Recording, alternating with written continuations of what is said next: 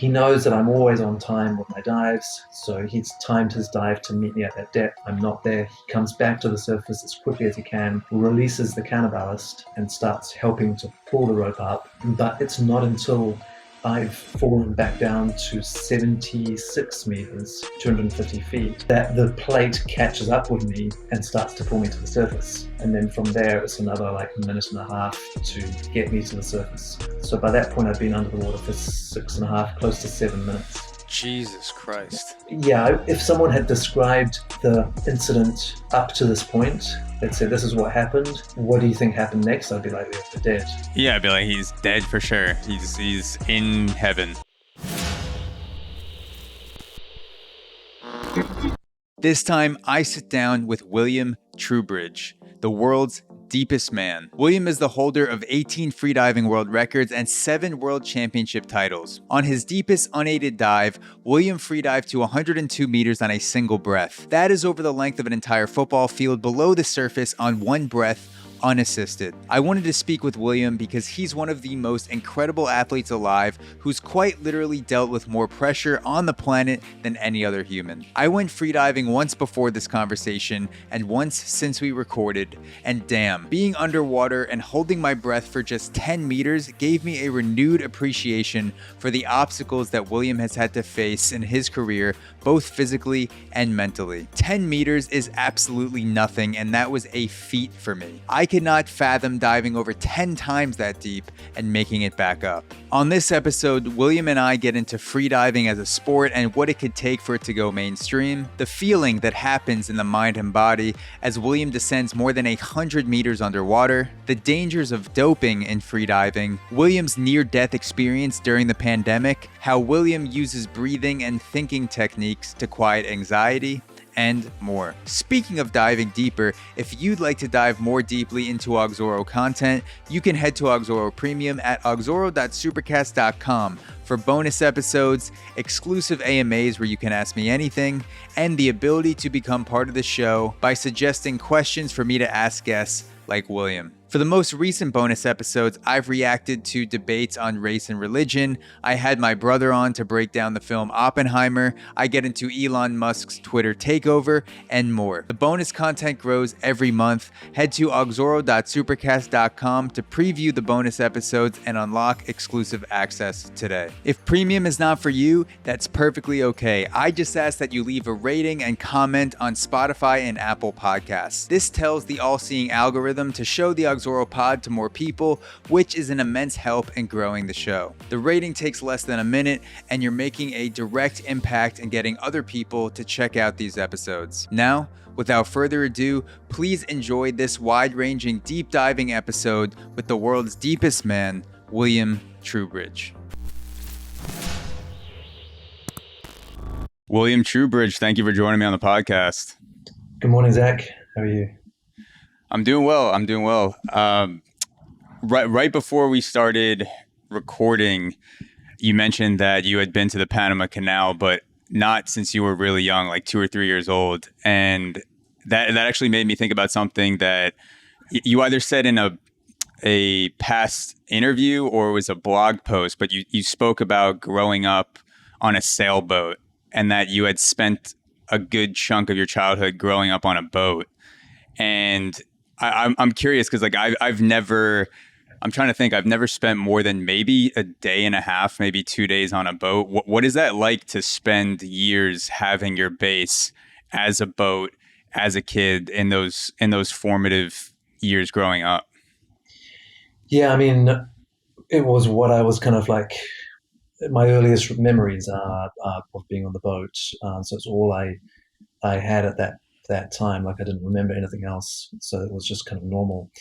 And it's only looking back that I can kind of put it into perspective.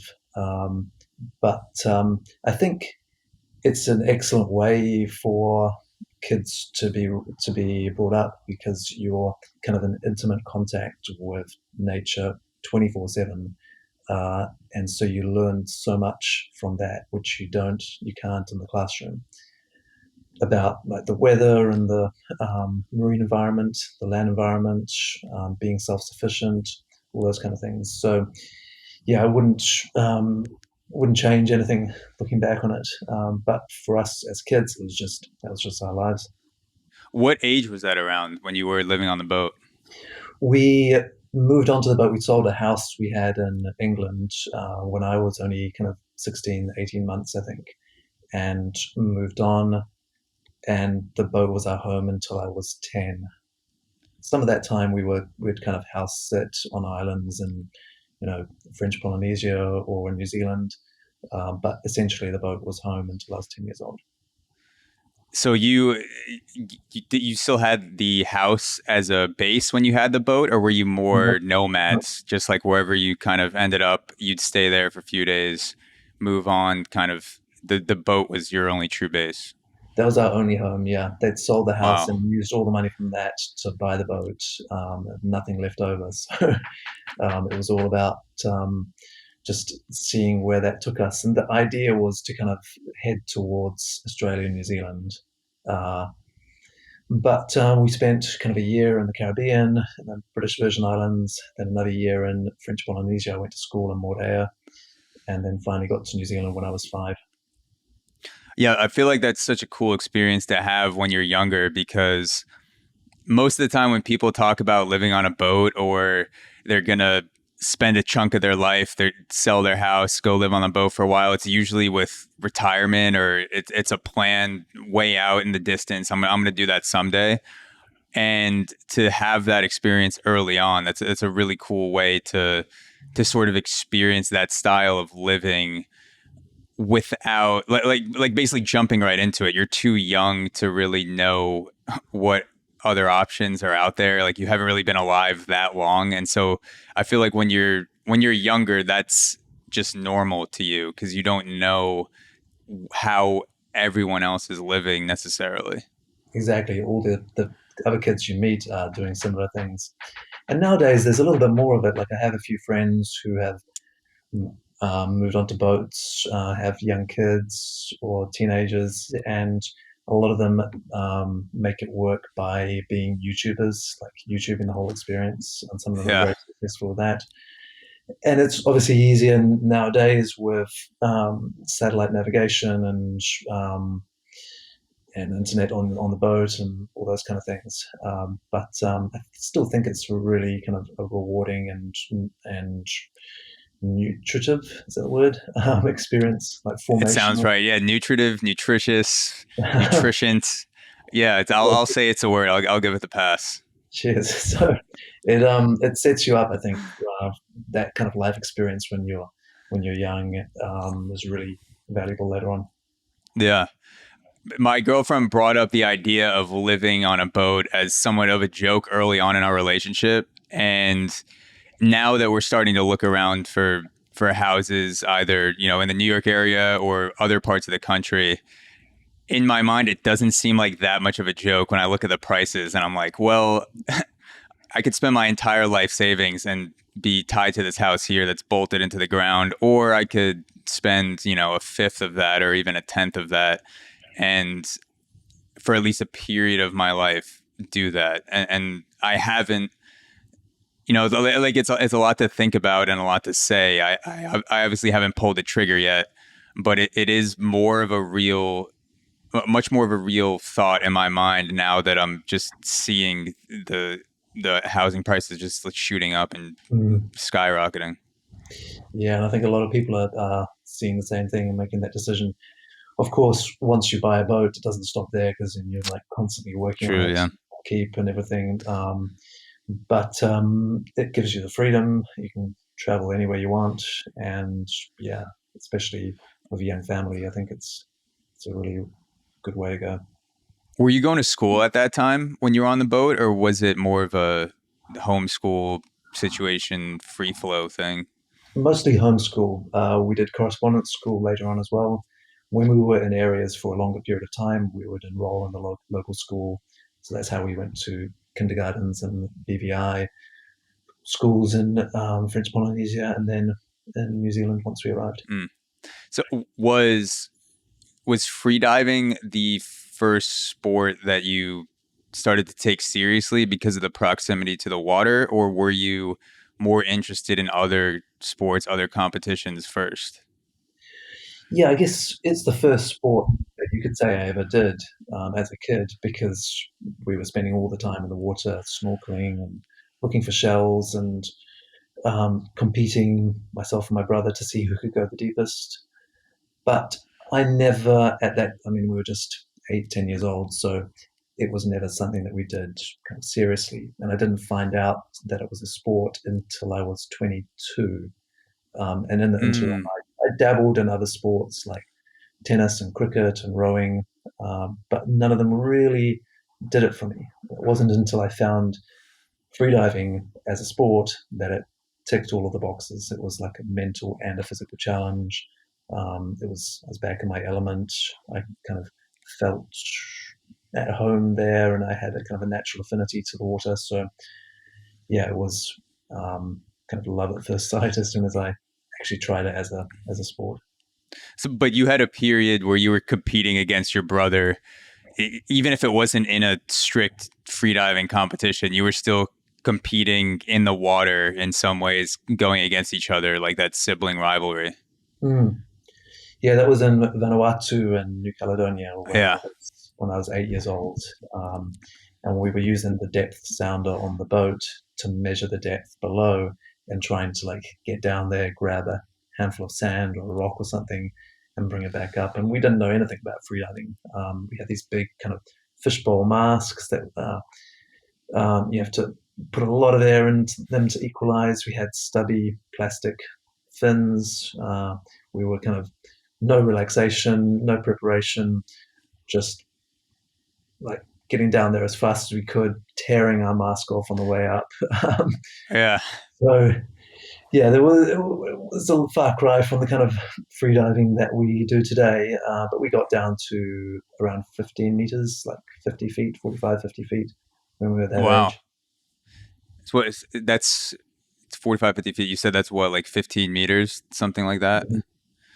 Yeah, that's still, even though it's not the the strict competition in that sense, it still seems like that period of sibling rivalry is very transformative. And now that I'm thinking about it, a big part of the reason probably why I played baseball for so long until I was 24 is because I was so competitive with my younger brother. Because as you're saying that, I'm going back in my mind to flashbacks from 10 or 12 years old where we were both pitching against each other in the backyard, and there was one incident where I hit my brother in the back by accident, and then he thought I did it on purpose, so he just beamed me in the back with a baseball, and then we just went back and forth pitching against each other without any real rules or competitions. But then obviously we joined teams and took it more seriously. But I don't know if I wouldn't have done that if we didn't have the backyard to sort of have this play period before the competition became more serious.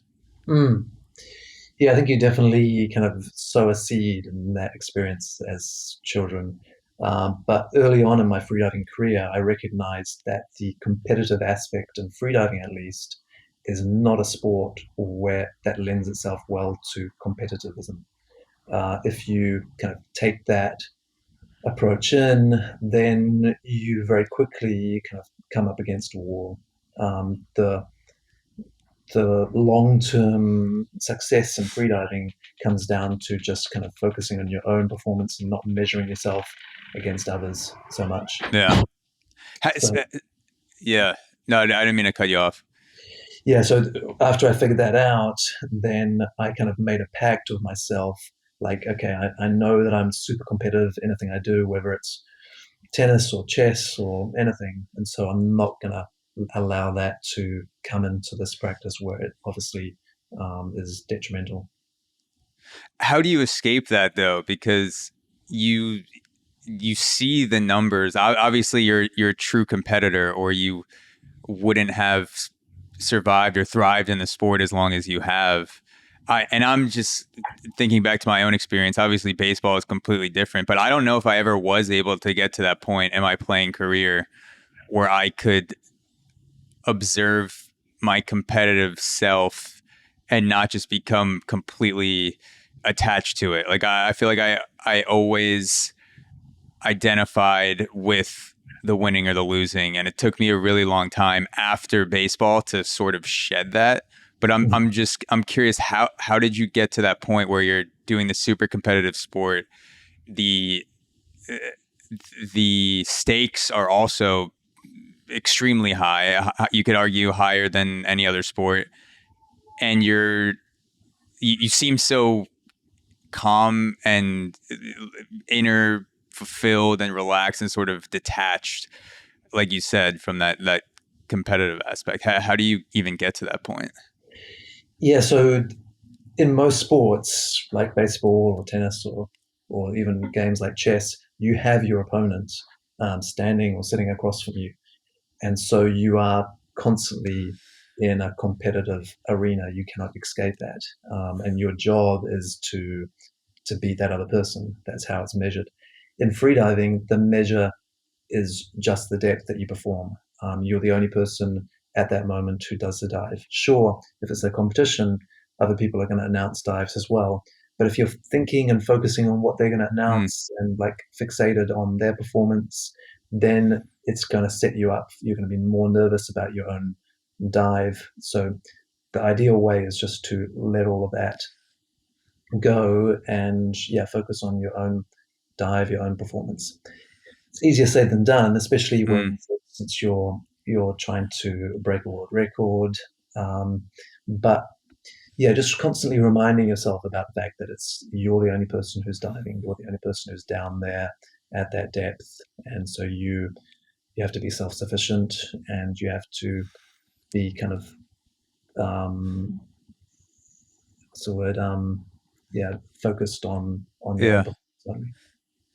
Yeah, that's interesting. So you think the visual aspect of looking inward during a competition rather than focusing on an external opponent, like you said, you don't see there's no freediver, there's no other freediver next to you during the dive that's looking back at you and flipping you off and being like, go fuck yourself, like I'm deeper than you. There's no like the competition is truly with your own limits. You think that is a big part of what allows the release from that external sense of competition?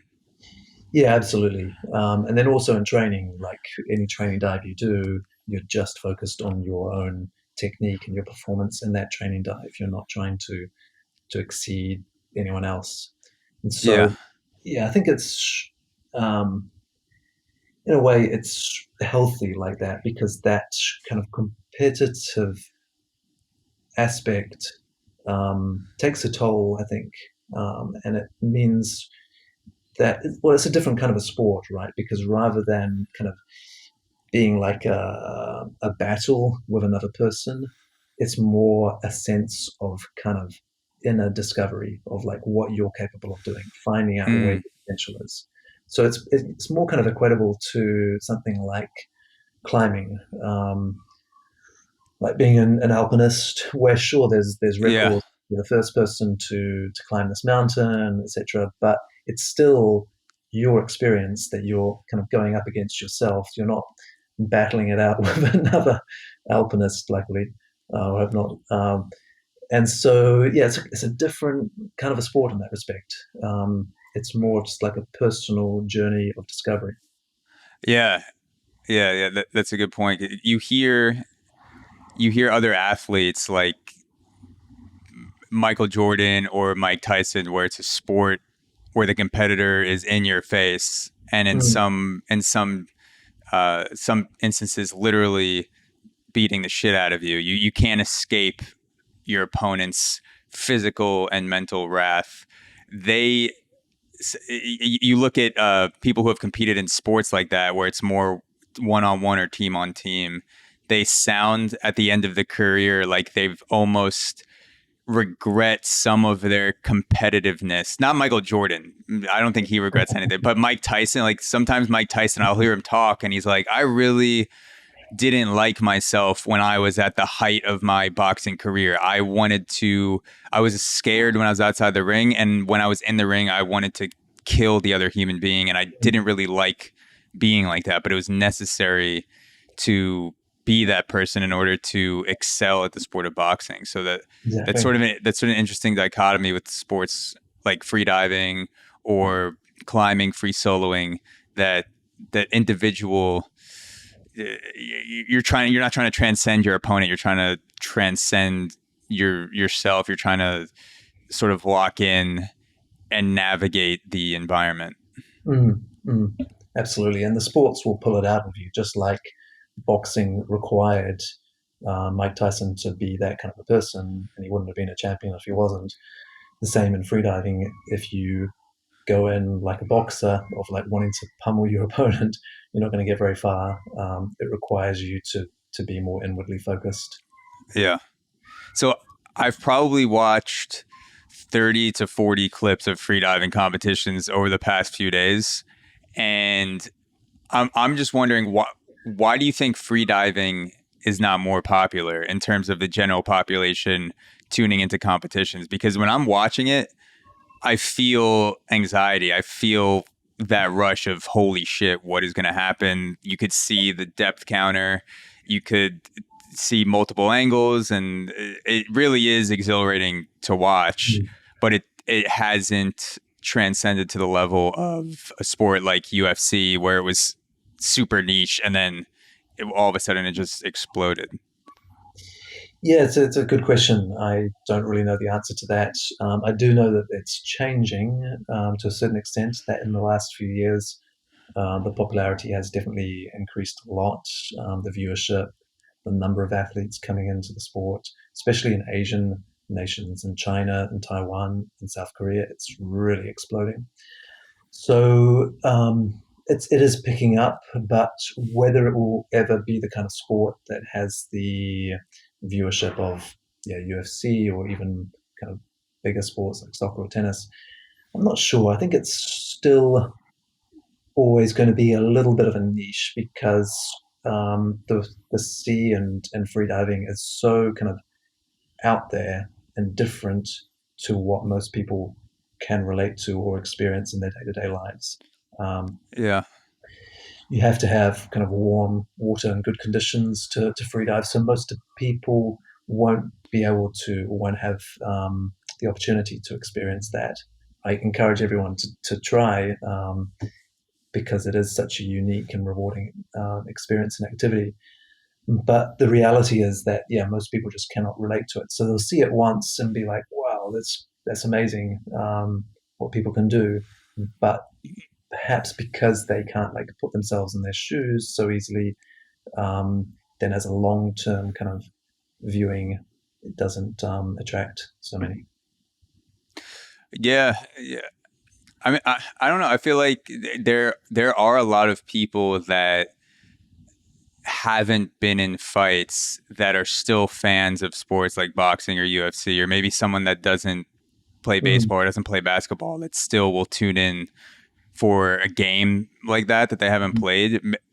I'm just trying to think, like, maybe if there was,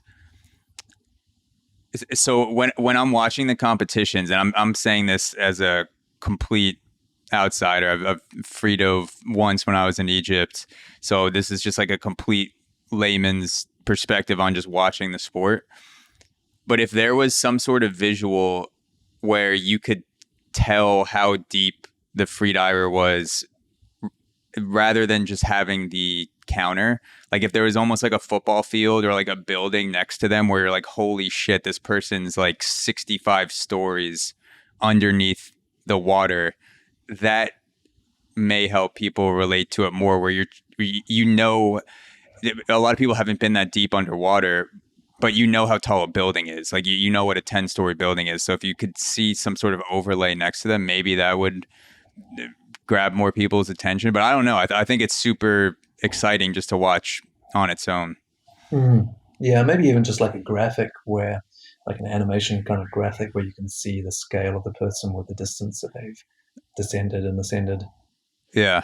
It's a good, Or good idea. a life meter in video games where it's like green going to red, the time Yeah, running out. oxygen concentration. Yeah. Hmm. So uh, what was the first moment or the first experience that drew you into freediving as a purpose, not just something that you were doing for sibling rivalry, not just something you do every once in a while, but you did it and then you thought, holy shit, I'm going to dedicate my life to this. Yeah, I think that moment came in the first year that I started freediving in 2003. I traveled to the Caribbean, to Belize, then to Honduras to try it for the first time once I'd heard about it. Brought some equipment in Miami on my way through, and just went out with the scuba boats. There was no freediving schools in the whole of the Caribbean at that time, so I was going out with the scuba boats and just going off by myself, which is the cardinal sin of freediving. You never ever dive by yourself, but I didn't know better at the time. And I was kind of doing harmless stuff, mostly either swimming down to the bottom in like a little kind of sandy coral garden at 10 meters, 30 feet, and just lying on the bottom, kind of resting on my forearms, closing my eyes, and or maybe opening them and watching the little fish that would come out and inspect me. And those dives, I'd spend kind of 1, 2, maybe at the most 3 minutes on the bottom there and then come back up. And for a brief period of time, I felt like I didn't need to breathe at all. Like I was completely integrated into the underwater world. And that experience combined with a sense of escape from everything that happens on the surface and from your own thoughts to a large extent as well. Like the mind slows down and can even go completely blank in that state when you're underwater. And so that was really kind of relieving and amazing for me. And at the same time, I was also doing dives next to the wall. So I'd swim down and kind of cruise downwards next to the wall, watching these coral forms go past, watching the fish come out and see me go past. And I'd hold like a gauge to see how deep I could go and watch the needle going around on the gauge and try and get it further and further into the red kind of thing. So in those early months of diving like that in the Caribbean, that's when I realized that this is something that I really enjoy doing. And shortly after that, I kind of told myself, okay, I'm going to dedicate everything that I have to this and to the kind of pursuit of finding out what my potential is underwater and finding out, if I can, also what the human aquatic potential is. So seeing how far as a species we can descend on one breath of air with no equipment, no assistance. That's crazy that you were doing a bunch of those dives in the first few months by yourself. Like it sounds, I'm sure it's a lot more dangerous to do it by yourself, but do you ever miss that? Do you miss doing dives by yourself? No, I don't think so. Because I mean, if I was to go out spearfishing just to get like some food for dinner in the Bahamas, yeah, in those cases I'm going out by myself because I'm Yeah. only diving to kind of 5, 10 meters or so to get some lobsters. It's perfectly safe. But I would never go kind of pushing my limits, of course, by myself. And that's, or even something that's kind of moderate. So you never know where you are on a particular day, and maybe there's something wrong physiologically, and so a dive that's pretty conservative on an average day becomes too much on that day. So that's why even when you're feeling good and when it's a kind of a shallow dive, you never dive by yourself. So I wouldn't go back on that, especially now that I have a family.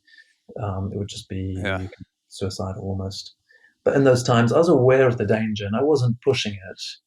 But still, it was exceedingly risky what I was doing, and I'm lucky to have come through that early period.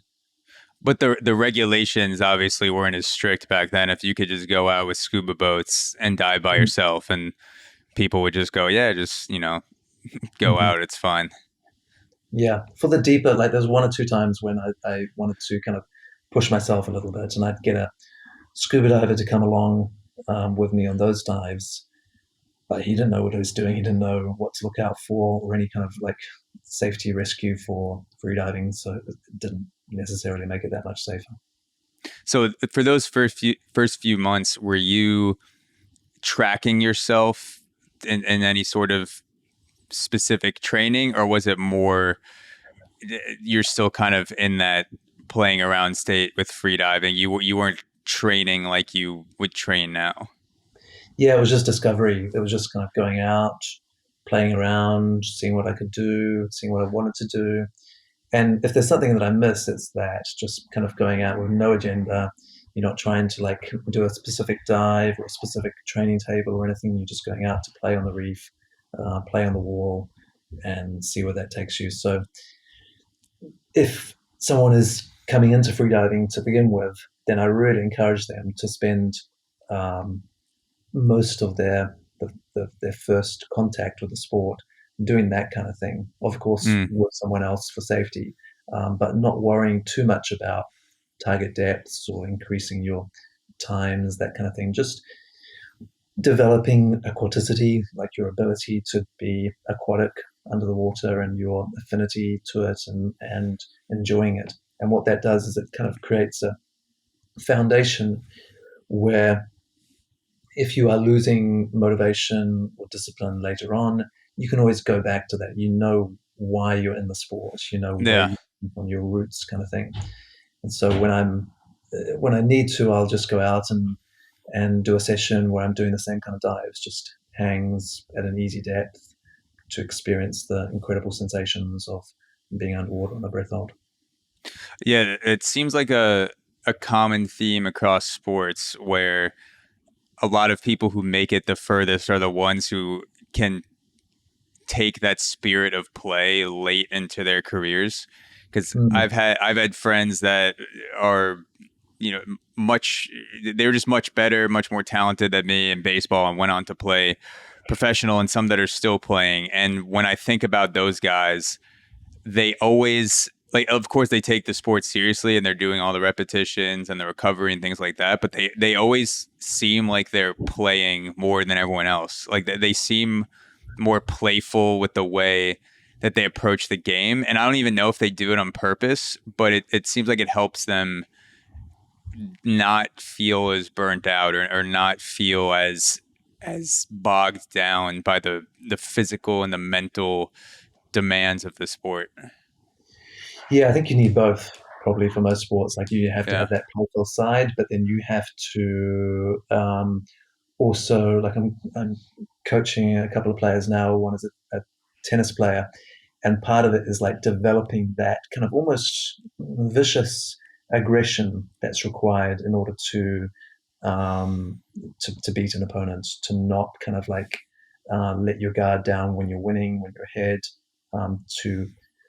to have an aggressive style. So perhaps if you are purely one or the other, then you don't have that balance and it's not sustainable.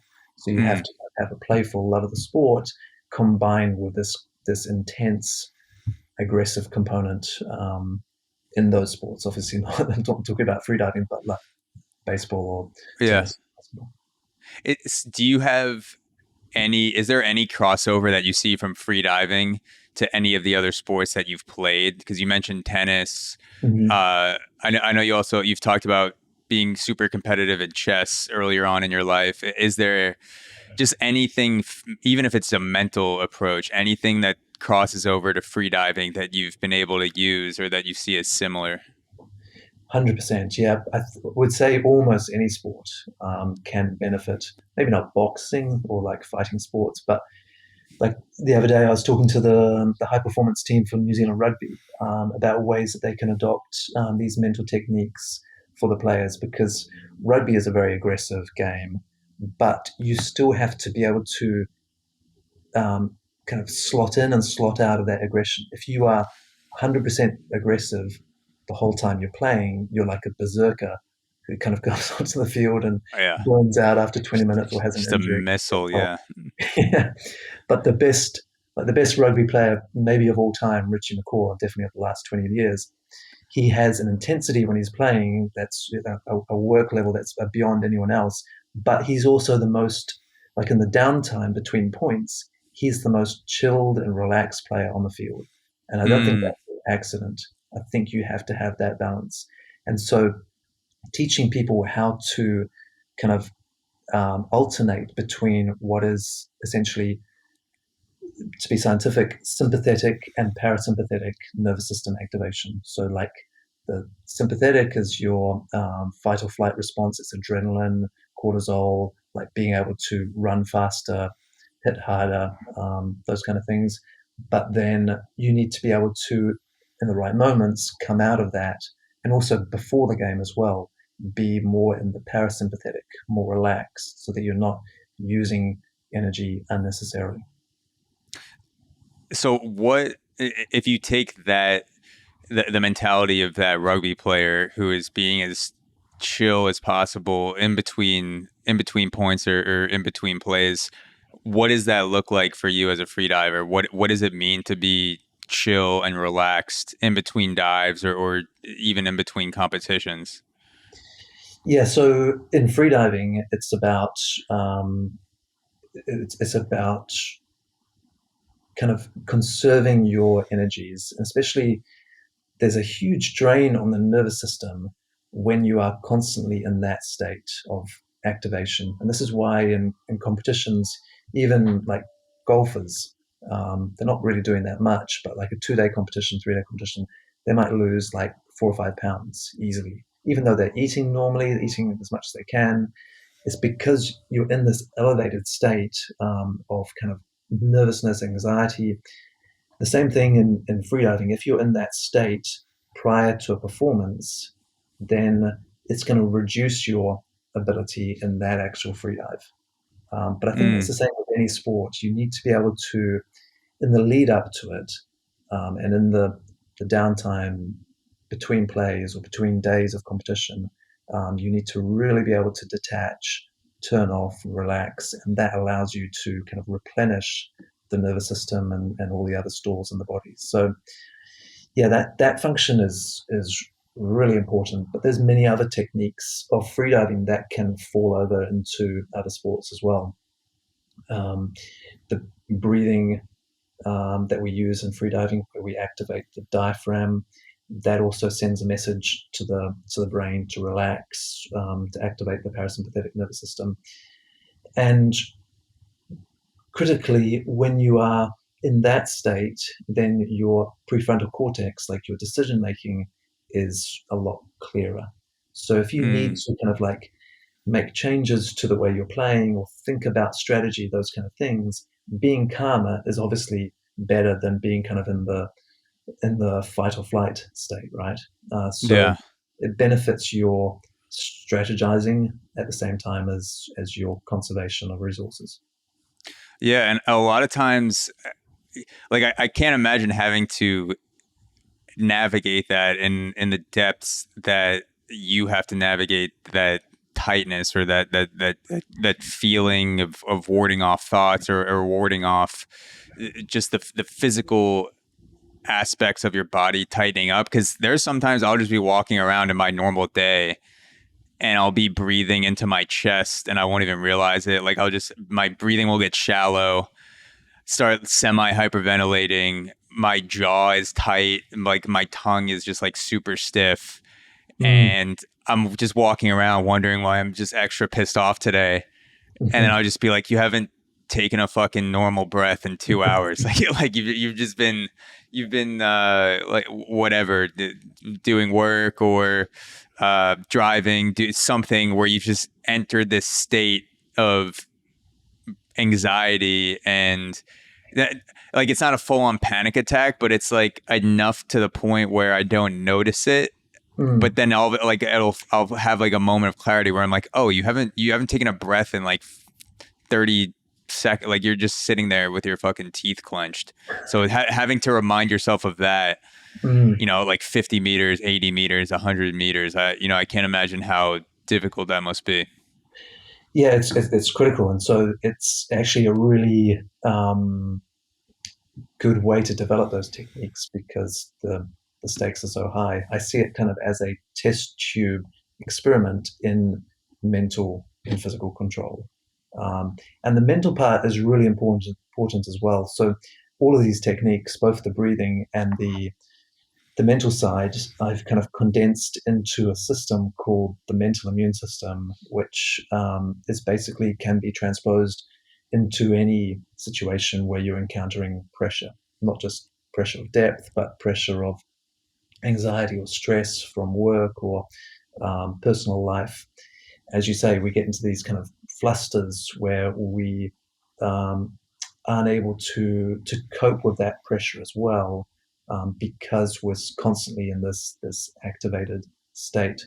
So because it's a physical and a mental state at the same time, you have to defend yourself physically and mentally.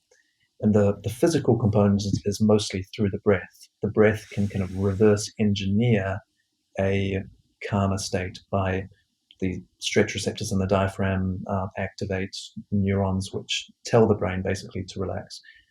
But the mental side is a little bit more kind of subtle and requires finesse. But also in freediving, we so one of the as you can imagine, one of the most difficult things about freediving is this urge to breathe, right? And it's this kind of existential suffering that's not it's not really in your lungs. It's just like your whole body is requires air now.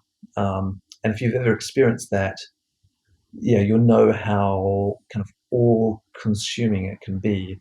But that is only the beginning, or not even the middle part of a breath hold. We might experience that or start to experience that at like 3 minutes into a 8-minute static apnea, static breath hold. So Yeah. to be able to kind of stay in that state and experience that strong urge to breathe for a long period of time requires the mental control. And the trick is to see this experience, this sensation, the urge to breathe, purely as information, purely as data that's coming to your awareness, which at the end of the day, everything we experience is in that same category. Like my voice that you're hearing now, what you're seeing in an image, the sensations that you're receiving from your body, your own thoughts are still in that same category of information that's coming to your awareness. You're not actually choosing to have your thoughts. They're just kind of this voice in your head that you're coming aware of.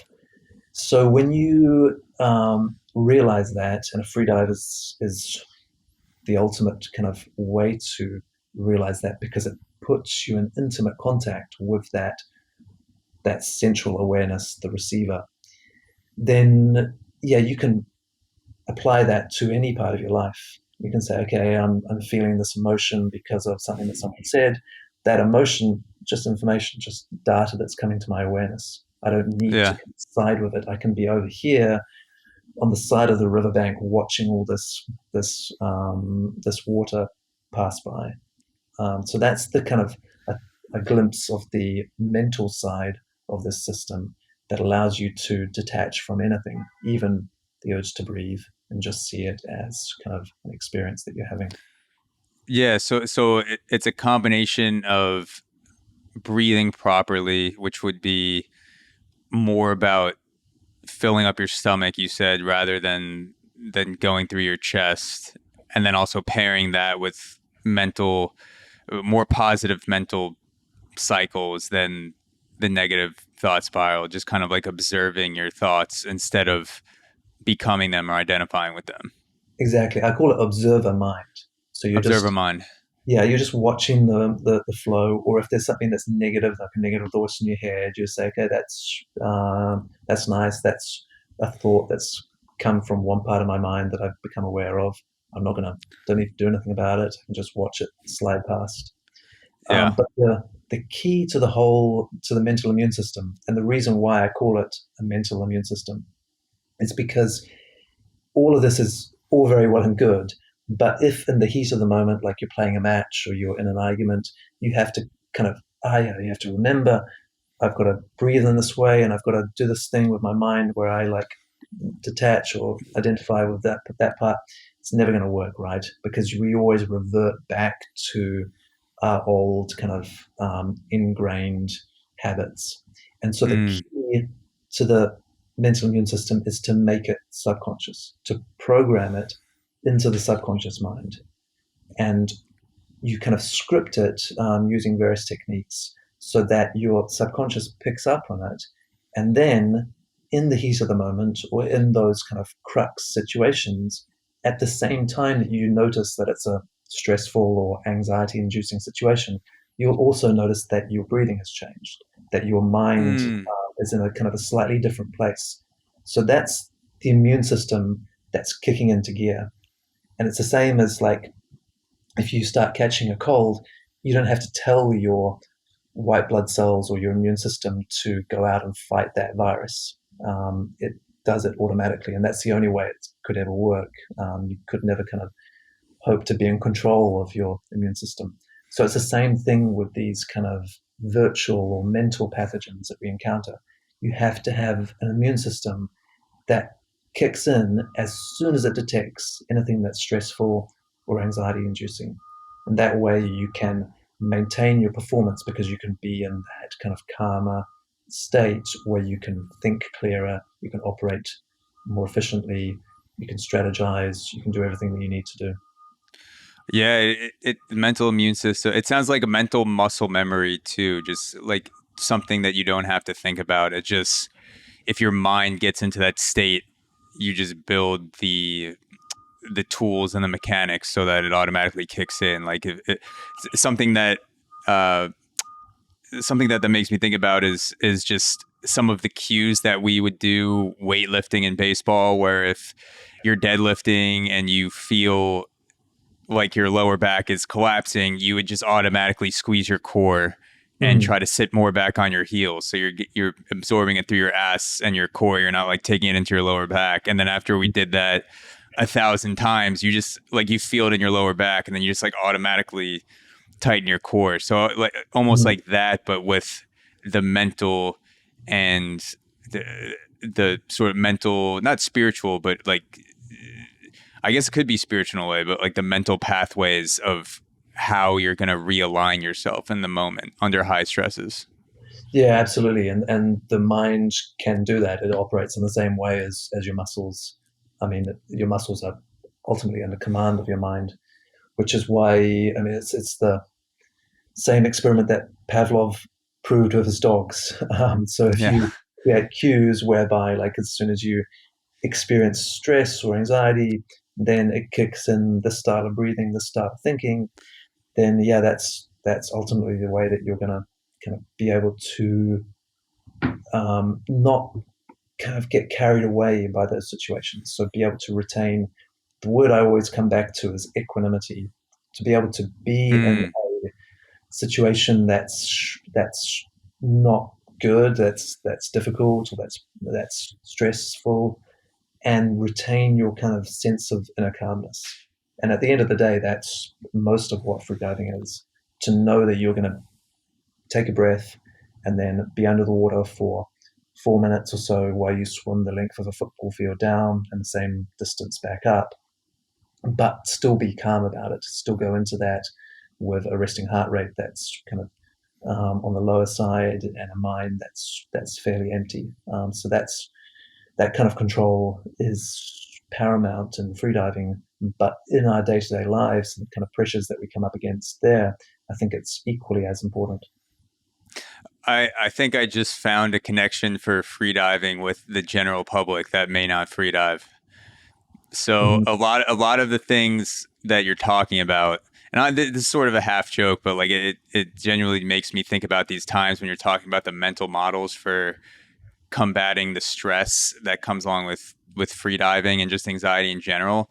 Is I would tell myself a lot of those same things, and I would look those style of things up when I got way too high in college. When I started smoking weed, I was, had a period of about a year or two, and then I was fine. And then all of a sudden I just felt like I would freak out every time I was high. And I would tell myself, okay, your heart's not going to explode. You just took a drug that's doing what it's supposed to do. You're fine. Like, stop, it's doing exactly what it is supposed to do. And that would sort of calm me down in the moment. And that's probably the first time where I truly realized not only underestimating drugs like weed, but also realizing the power of talking yourself down in a moment and feeling certain urges and then using the mind to quiet those urges. So maybe, you could say, those feelings when you get way too high and you're telling your mind to calm itself down. That's what free divers experience times 1,000 when they're at, 100+ meters or 50+ meters, whatever it is. Just imagine you're 1,000 times more high and you're trying to do that. Yeah, no, I can relate to that because I had the same kind of year or two at college of that experience and those kind of like extreme anxiety situations normally after eating or smoking too much weed. Yeah, it feels like a literal weight on your chest, Mhm. even just sober anxiety. I'll get to the point sometimes where I am like checking the muscles in my chest, going, I didn't even think there was anything there, but everything feels so tight. And it feels like there's an actual weight just pressing down, which Mm. obviously you experience when you're at depth, but just walking around, it feels very unnerving. Yeah, so that's tightness in your chest muscles from using your chest to breathe too much. And those chest muscles, the intrathoracic muscles, actually send a signal up to the brain as well. The stretch receptors here send a signal to the brain saying, we're stressed out, so produce more adrenaline, produce more cortisol for the body to be more activated. So the hypothalamus sends signals to the adrenal glands and the kidneys. They release more adrenaline, and so you get this loop whereby it kind of feeds itself. More tightness in the chest, more stimulus of the hormones, sends a signal back to use those muscles more, so you get more tightness. That's how panic attacks are formed from people going down this kind of spiral, what I call the death spiral, into more and more elevated state of the sympathetic nervous system, Mm, and yeah, the result is kind of incapacitation and an yeah. extreme panic attack. So the idea is to kind of like break that cycle by reverse engineering calmness, using the breath and using the mind, um, and taking back control. So I wanted to get into your most recent world record dive, which I believe was July 2016. The 102 meter, that was the 102 meter unaided Yeah, that was the dive. most recent depth record. Yes, Yeah. because that was one of the clips that I watched on YouTube, and one of the clips that made me feel like holy shit. I'm just looking at the timer. I'm looking at the light disappear, and that just watching you do that from the safety of my own apartment was unnerving. So I wanted to ask you if you would be able to sort of walk me through what goes on in your mind and in your body during a dive like that, from the few minutes before when you're leading up to doing the dive, and then at what it feels like at 10 meters, 50 meters, 100 meters turning back up. If we could just kind of tell the story of what you go through in your mind and your body, what you did go through in your mind and your body during that world record dive. Sure, yeah. It'll take a while because there's a lot to Yeah. to go through. But in the lead up, it's all about being relaxed, trying to take as much relaxation into the dive as possible.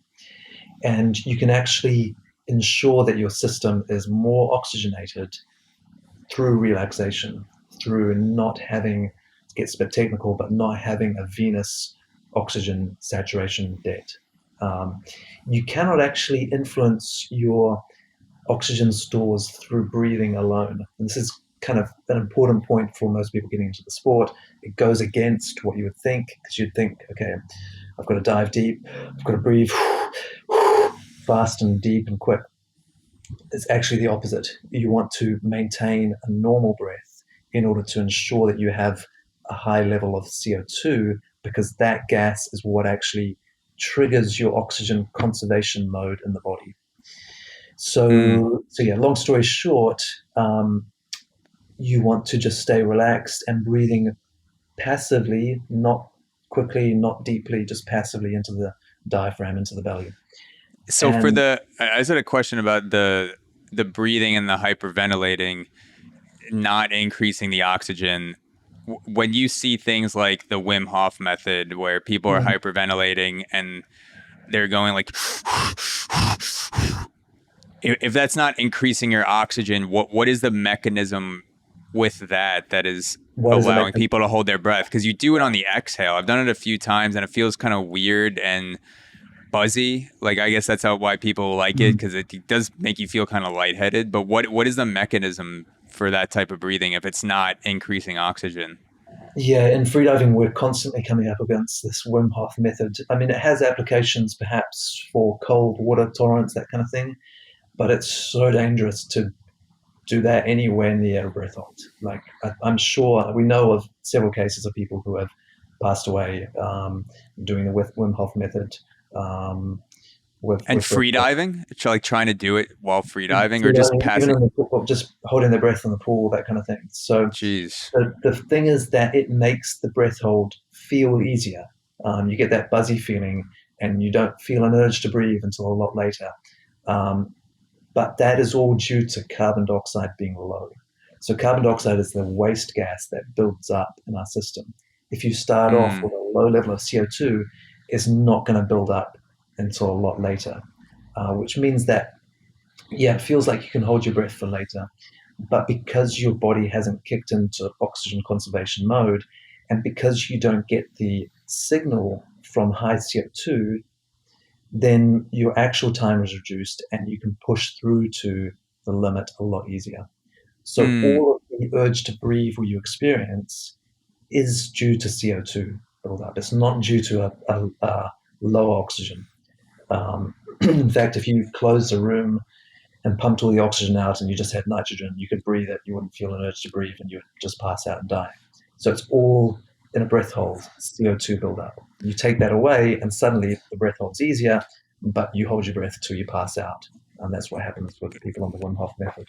Got it. So you're just decreasing CO2 with the hyperventilating, with the Wim Hof, and that wouldn't work for free diving because the CO2 signals oxygen conservation in your Exactly. body. You need that buildup of CO2. So even though I remember the first time I tried it, I went from a minute and a half to 4 minutes with Wim Hof in like 3 tries. And I was like, holy shit, this is fucking sick. But I thought I was putting more oxygen into my blood. I didn't realize that I was just lowering the CO2, and that's what was causing me not to feel like I had to breathe.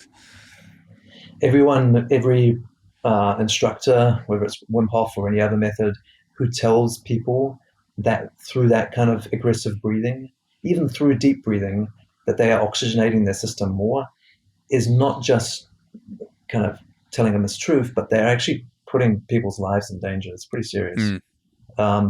You cannot oxygenate your system more than it is at the moment, because right now you have pretty much 100% arterial oxygen saturation, meaning the blood in your arteries that's flowing away from the lungs cannot fit any more oxygen into the hemoglobin, into the red blood cells.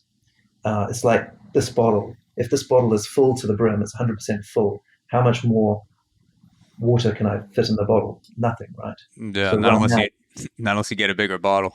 exactly. Yeah. So right now, as you are, you cannot breathe any more air, any more oxygen into your arterial blood. You can get more oxygen in your venous blood, but that comes through relaxation, through having less oxygen debt coming away from the body, not through breathing. Got it. So there's no breathing method that can increase, because 100% is 100%. And that is one of the most important kind of concepts of freediving. But of course, yeah, you can hold your breath longer to begin with because you don't have that CO2, you don't have that urge to breathe. In the long run, if you keep doing that method, you will. Sorry. In the long run, if you keep doing that method, you will stay at 4 minutes. Like maybe you'll get to 4:20, 4:30, but you won't go much past that. Whereas if you learn how to tolerate the high CO2, and you go through that direction, and your body becomes accustomed to CO2 and gets a stronger oxygen conservation response, then eventually you'll start off at 2 minutes, you go to 3, you get to 4, but you won't stop at 4. You get to 5, 6, maybe more. And so long-term progress comes through not taking the easy route, which is hyperventilation, but focusing on maintaining CO2 and using that in order to trigger oxygen conservation. Got it. So yeah, I interrupted you with the Wim Hof stuff, but you were talking about leading up to the dive, getting in a relaxed breathing state. Sure, it's an important concept. So I'm glad we went down that sidetrack. But that's what I'm focusing on during the breathe up, is just to relax more and breathe normally, as if I'm kind of lying in bed, falling asleep, or reading a book. That's the breath that I'm looking for. Then I take maybe 1 or 2 deeper breaths just before I go, what we call purge breaths, to make sure that the entire volume of the lungs is recycled. But that literally only takes 1, maybe 2 breaths max. And fill up the entire lungs, not just the belly, but also the chest, kind of the highest part of the lungs, with a full breath, and use the mouth to pack more air on top of that. So you're kind of pumping more air into the mouth, into the lungs. Like this, that maximizes the lung volume. Then I roll over and start the dive.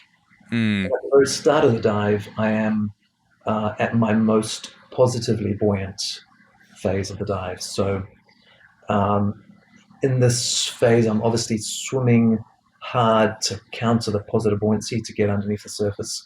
But very quickly, the lungs compress and you lose buoyancy. So as the lungs compress, it's like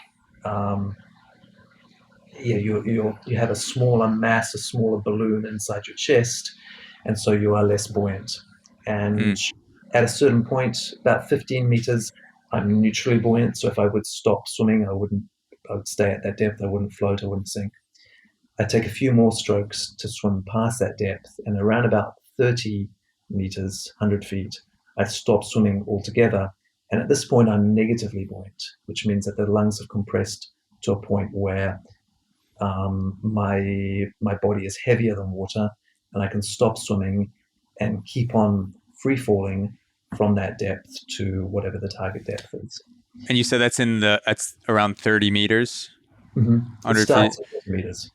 Yeah, because I noticed that in the video that you use your legs to kick down in the beginning, and then once you get past that point, which is 30 meters, then you kind of like you flapped every once in a while, but you were just sinking down, it looked like, towards the bottom. So that's the negative buoyancy then.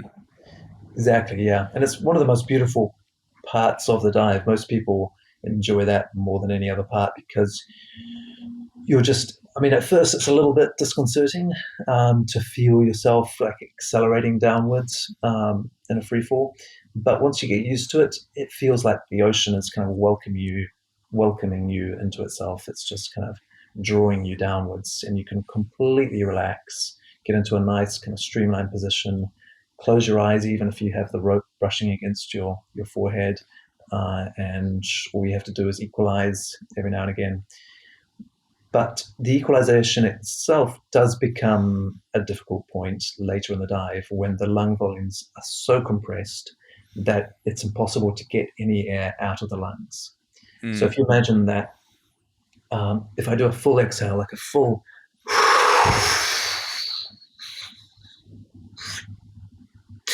so I've pushed out everything that I possibly can from my lungs, there is still a quantity of air, what we call the dead space, or the residual lung volume, a quantity of air left in the lungs that in my case is around about 1.5 or 2 liters. And now when we descend, already by like 30 or 40 meters, I've reached a point where my lungs are compressed into that same volume. So if I go deeper than that, they compress further, and now my lungs are below the volume after a full exhale, which means that there's no way physically that I can exhale air, and critically, I can't get air up into my upper airways around like the mouth, sinuses, in order to equalize the ears. We have this really kind of annoying little airspace in the middle ear that you have to equalize every time you dive. Otherwise, you blow your eardrums. That's what the pain that you might have experienced in a free dive building up on your ears. It's Yeah. that airspace is trapped, and you have to push air into it to equalize. Yeah, I felt it. I felt it much more quickly than I expected. Like only a few meters. I was like, "Damn!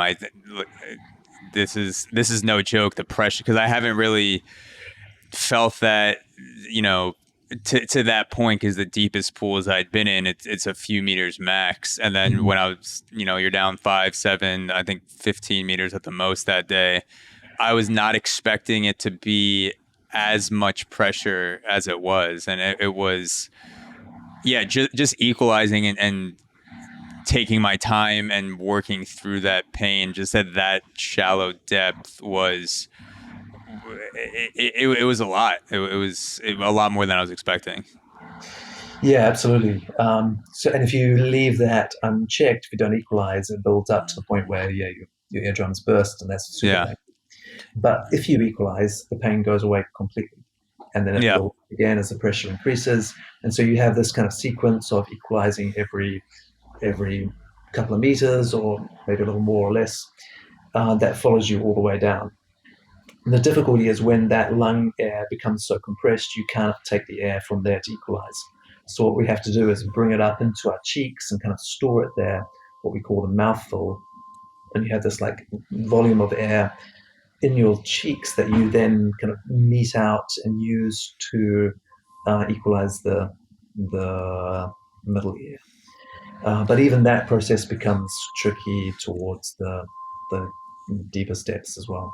Do you save that part in your cheeks at the top, or is that something that you bring up as you're getting more and more compressed? Exactly. So we bring it up just before you lose that ability to access air from your lungs. Okay. And if about 30 or 35 meters. And if you didn't do that, you'd have to go back up then, if you didn't have that stored in your cheeks. Yeah, there is another technique, which I used to use in record dives, where it's called reverse packing, where you can actually, in the same way that I pumped air into the lungs, you can use the mouth as a pump to suck air out, even when the lung volume is very low. So I used to use that on deeper dives, but that exhausts itself kind of around about 100, 110 meters. So to go deeper than those depths, I switched over to this mouthful technique. Yeah, no, it's funny to hear, like, yeah, you could use this technique, but past 100 meters, it doesn't really work. And I'm just like, who the fuck would need that? But obviously, when you're at that level, you do. It's like someone teaching me how to drive a car, and they're like, yeah, you could use this technique, but once you get past 250 miles an hour, it's just not that safe. And I'd just be like, well, I'm not going to need that, so I think I'll be fine. Right. Yeah. So yeah, if you're going to kind of recreational depths, then there's no point or no need to do this kind of mouthful, this hamster cheek thing. But it's a technique more for like performance. Competitive freediving. And so as you're going down, and once you start to fill your cheeks, that's around 40 meters, 50 meters, you said? It's probably 35 or so. 35. Mentally, are you getting the negative thoughts that you spoke about, like or just things entering your mind? Or are you so locked in where it's not even able to come to your brain in that moment because you're just so occupied by the dive? Yeah, to be honest, the negative thoughts are mostly kind of an adversary before the dive and at the very start of the dive. So in that last kind of 5-10 minutes before I'm starting, lying on my back, relaxing, that's when they'll pop into my head, or just in the first few strokes on the way down. Once I start to get deeper, everything starts to run on autopilot. Like I've scripted the whole dive into the subconscious mind through countless repetitions of that dive or shallower dives, and also through visualization. Visualization is a really powerful tool for kind of programming the subconscious. And the experience of being deep under the water takes away your thoughts about the the past or the future, takes away the sensation of having a body to a certain extent. So it's very easy to kind of just get into that empty-minded state. I see it almost as like a hack or a shortcut to the kind of state that we're seeking in meditation. I'm not much of a practitioner of meditation, of pure like sitting on the mat meditation. But if I do it, it will take me kind of 20 to 30 minutes minimum to start to get into a state where like my mind is more empty than it is occupied. Whereas in the free dive, I can get there and past it in the space of 20 or 30 seconds. So I see it as kind of like a shortcut to samadhi or whatever that experience is called, of kind of just being completely empty-minded and just aware of itself. Yeah. So I know we're bouncing back and forth a little bit in the dive, but when you have those negative thoughts that come in before you actually go into the water, when you start the actual dive, what type of thoughts usually enter your head, and what techniques are you using? What sort of mindset practice things do you use to get out of that negative thought cycle? Yeah, the worst kind of thoughts you can imagine, like this is the last breath you're going to take. You're going to die down there. You can't do this. You're going to black out. Like you can, if you imagine that you have some kind of little devil in your mind that's trying to think of the most perturbing, most kind of distressing thought that it can come up with. That's what goes into your head. It's kind of like this perverse part of your mind that will always try and derail you somehow. And so, when I hear that thought, part of it is a technique that we talked about before from the mental immune system, where you just see the thought as information. All it is just kind of like the result of some chemical processes in my brain that's given life to this this voice in my head, which has come to my awareness. And I am not the voice, I'm not the thought, I'm not anything else other than the awareness itself. So that's part of it, but also another technique which can be very useful in those crux moments when, I'm taking my last breath and this thought pops into my head. You want to avoid combating it. You want to avoid kind of arguing with yourself and saying, no, it's not. No, I'm not going to die. This isn't the last breath I'm going to take. If you go down that route, that's what it wants. That's kind of, you get admired in that battle. But an alternative is just to do what I call schedule your thoughts. So you say to it, okay, that's interesting, noted. I'm going to think about that, but I'm going to think about it after the dive, once I get back to the surface. So I'll come back to that thought, just put that on hold. And of course, at the end of the dive, when you come back to it, it has no relevance, because then you're fine, nothing's happened. So you can use that in your day-to-day life. If you are worried about like it raining on your wedding day, you just tell yourself, okay, I'll think about that. I'll come back to that worry the day after my wedding, or something. I like that. It's like it sounds like having a personal assistant for your thoughts. Like if you're sitting in your office and someone unexpected comes in and they think they're just going to walk into your office, then you have an assistant there that goes, hey, you're going to need to come back tomorrow. We'll throw in the calendar for next week. I like that. Exactly. Yeah, that's a good way of looking at it. It's just a little sleight of hand that allows you to placate that kind of devil's advocate or that little adversary in your mind that's chipping away with these negative thoughts. Yeah. It's also funny when you say the cheat code or the shortcut to enlightenment or shortcut to nirvana, because usually if someone's making a picturesque representation of nirvana, it's on a mountaintop somewhere or sunrise, but no one ever puts it 50 meters underwater. No one ever, besides I guess Freediving Reddit, no one goes, I'm going to take a picture of nirvana and it's just a guy sitting on the bottom of the ocean. So it's funny that is where you've experienced it the most. is And I where think people don't that's, normally look. yeah, absolutely. I think it's open for everyone because this, I mean, when you're sitting on a mat, you feel your weight, you feel like you have a body, you feel your knees are hating you for the position that you're supposed to sit in when you're meditating, all those kind of things. Um, so you feel like you have a body. Whereas if you dive down to 30, 40 meters and you lie on the bottom, you're weightless. The sensation of the water is equal on every part of your body. So your body disappears. It doesn't actually feel like you have a body. Likewise, when we're above the surface, we're breathing the whole time. So you constantly have this kind of metronome of time passing. Even if you're not focused on your breath, it's subconsciously you're always feeling it. And so you're always feeling this rhythm of the time passing. You hold your breath, Mm. and it's like time stops.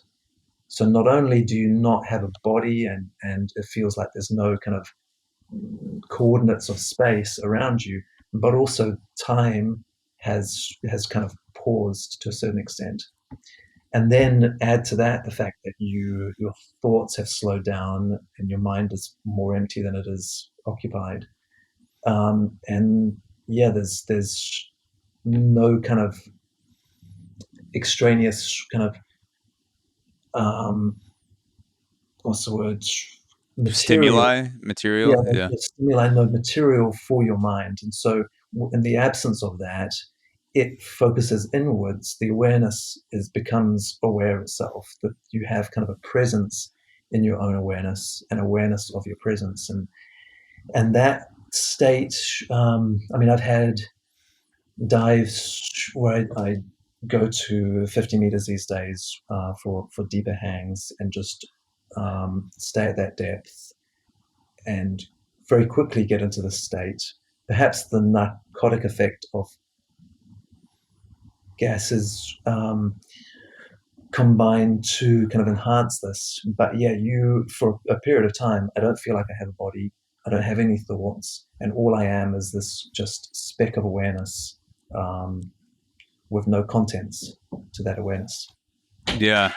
There's another podcast I heard you. I heard you talk about or if you need like food or water or anything, you can absolutely take a Um, break.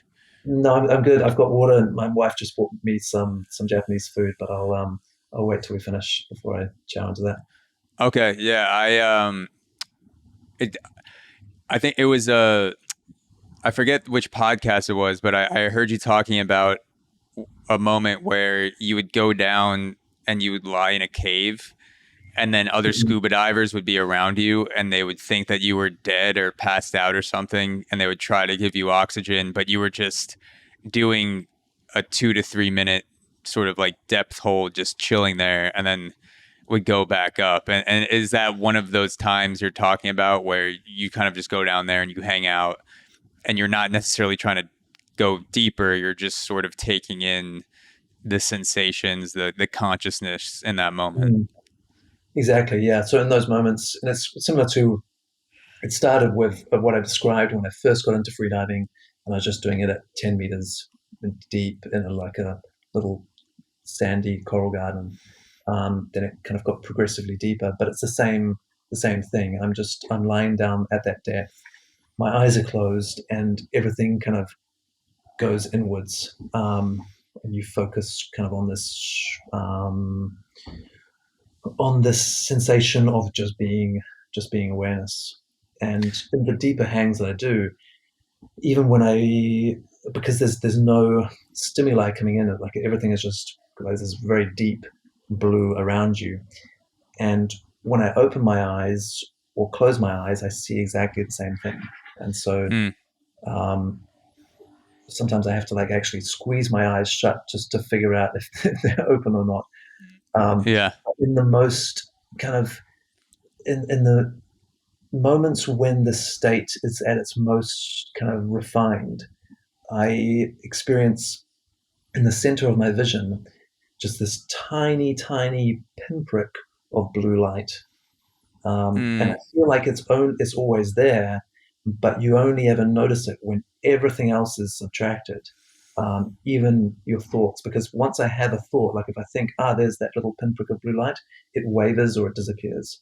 it's only in the moments when my mind is completely empty, um, and there's no other stimuli, nothing coming into it, that I see this, whether my eyes are open or closed, this very, very tiny little pinprick of blue light. I'm not sure what it is, or it's probably just some kind of like phenomena of the visual cortex or something. But it's always intrigued me because I see that as kind of like a symbol of my like speck of awareness in the middle of this void, whether it's the void Mm. of depth or the universe or who knows. But it's always been there. So when your eyes are open and you get to a certain depth, that's when you see the little blue pinprick. It's just kind of in the center of your vision. Whether my eyes are open or Whether closed, but okay, only wow. when I get into this complete state of absolute stillness. Now I can actually sometimes experience it in breath hold exercises, like in the pool or on dry, when I have my eyes closed. But I kind of first experienced it and found it in these deep hangs where I'm at like 50 meters and just completely still, and there's no information, no data coming to the awareness.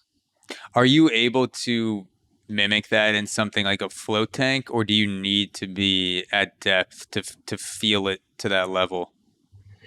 Yeah, I've done float tanks, and they're a great way of kind of emptying everything, emptying all the stimuli as well. But I feel like you still have some of it. So you still have your breathing, that's still following you. I mean, you could hold your breath in the float tank as well, um, but yeah, there's still kind of a level of alertness and awakeness, and thoughts are more difficult to slow down in the float tank. Whereas under the water, there's something about the pressure or the being at depth which subtracts those thoughts, and definitely the breath hold taking away this kind of rhythm in your chest Mm, assists that as well. yeah. So to go back to that point around 35, 40 meters where you said you've started the free fall, you now have packed air into your cheeks. What then comes next? Are you just accelerating, kind of like riding out the free fall? What happens at that point? Yeah, so you're just relaxing, settling into the free fall, and from 30 meters to 100 meters might take a minute 20 or so, maybe a little more. And Are you you, paddling at all, or it's just no, straight pencil down? yeah, from about, I do maybe one or two kicks between 30 to 40 meters, but from 40, I'm definitely not doing any propulsion at all, just free falling. And I Hmm. reach like a terminal velocity where I don't really go that much deeper, that much quicker. I'd reach that around 50 or 60 meters. So from there to the maximum depth, I'm free falling at about 3 feet per second, meter per Oh second. wow. And yeah, just focusing on relaxation and equalization. At what point do you start to get signals, the signals from the CO2 buildup that you were talking about, that you have to breathe? Has that kicked in? Is that before? When does that start to happen? Yeah, it does sometimes kick in a little bit on the descent. When it does, I treat it as a good sign because I tell myself that, okay, it's a sign that my CO2 levels are still healthy, they're still fairly high. I haven't overbreathed, because overbreathing before a dive is one of the biggest kind of risks of the dive going bad. So you could So take in too much air at the beginning. it's not that you take it, you ventilate yourself too much, which gets rid of too much CO2. As we said before, Okay. it doesn't change oxygen, but you've off gassed too much CO2, so then you don't get a dive reflex, so you're not conserving oxygen.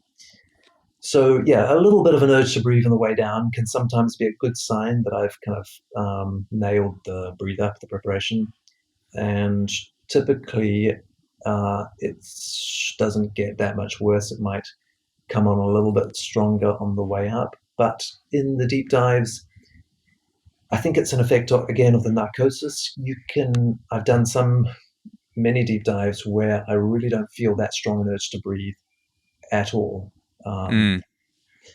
I'm obviously still going close to my limits of hypoxia, of low oxygen, but the urge to breathe aspect, due to the CO2 is still building up, but it's a little complicated. It has a narcotic effect due to the pressure of that gas at depth, and also the So, pressure of nitrogen at depth, which is one of the inert gases in the air we breathe. That can have a narcotic effect. So, although you have a buildup of an extreme level of CO2, the narcosis kind of dampens that or takes the edges off it. is can that be dangerous because you think that you're in a better situation that you than you actually are if you feel that narcosis? Yeah, yeah, it can be dangerous. And we want to always kind of be conservative in the way that we increase depth. So you would never like add on several meters onto a dive. You've like onto your personal best, you'd just be conservative, like adding a meter or two at a time. And if the dive previously was clean, then there's no reason why this dive shouldn't be clean, or at worst, you're going to reach your limit very close to the surface, which is where you're in the safe zone because you have your safety divers. Yeah. So are convulsions also kicking in at this point, or is it more just the urge to breathe? The convulsions, the breathing reflexes, they can sometimes kick in, but again, they're dampened also Okay. because your lung volume is compressed, and so you don't have this kind of like full bursting lungs. Okay. And then if I'm remembering correctly from the video, you get down to the bottom. It's like a circle with tags attached to it, Mhm. and it's also lit up.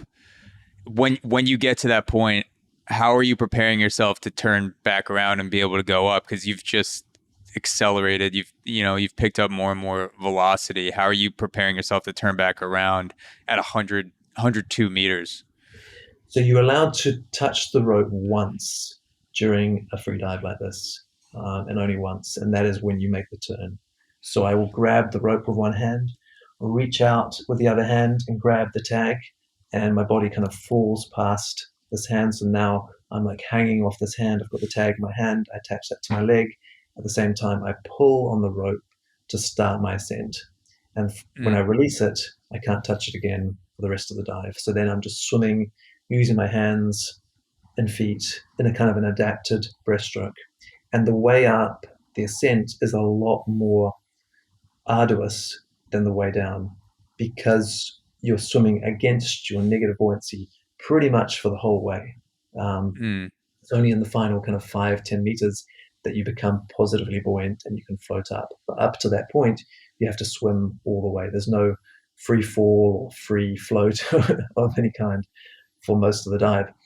So, to give you kind of an idea, on the way down, I might take 7 or 8 kicks and arm strokes to descend to the depth where I free fall. On the way up from 102 meters, I think it's around 33, 34 strokes to ascend. So the majority, the lion's share of the work is done on the ascent. And so when I turn at 102 meters, by no means am I thinking, there's some in the bag, I've got to the depth. It's only just beginning. Like now I've got to actually win the dive by kind of, yeah, making up this distance that I've fallen into the depths. Yeah. So I noticed in the video that you don't look up. And even when you got to the point of 1 to 2 meters from the surface, it still didn't look like you were looking up. Is that to not freak yourself out? Does that have actual physical ramifications for the dive? Like what is the reason behind not look? Because I feel like the first thing I would do if I started freaking out is like, fuck, how much longer until Mm. I can get back up to the surface? Yeah, you see freedivers do that, revert to that when they are like running out of air and starting to panic a little. But it's obviously there's no benefit to it because you can't change the distance that you have to swim just by looking at it. And what it Yeah. does is it breaks your hydrodynamics, so it makes you less streamlined. It also stretches out your trachea, so that the lungs are very compressed. There's a lot of negative intrathoracic pressure. And by stretching out like this, you can actually increase the risk of injury due to that negative pressure. So there's many reasons why there's no reason to, no point to looking up. And especially because at 102 meters, you wouldn't see anything. Even at 40, 50 meters from the surface, you wouldn't be able to see it. It's only in the last kind of 20, 30 meters at the most that you can actually see the surface when you look up. So there's no reason for it, and it's just going to, like you say, freak you out even more. Yeah. And it seems like there's a 50-50 chance that you're either as far along as you think, or you're nowhere near how far along as you think. So if you look up and you still can't see the light when you think that you should be able to, I imagine you're just going to freak out even more and be like, holy shit, like, why am I not moving? Mm-hmm. The best kind of indication of where you are is when we are met by our safety divers, because typically they'll come to around about 30, maybe 35 meters to ascend with you in that last phase. That's the risk phase where if you're going to run out of oxygen, it's going to be in those last final meters. So when I'm ascending and I see my safety diver turn in front of me and start to kind of flank me back to the surface, then I know, okay, I'm only 30 meters from the surface. It's only another maybe 6, 7 strokes. So that's kind of like a reassuring sign.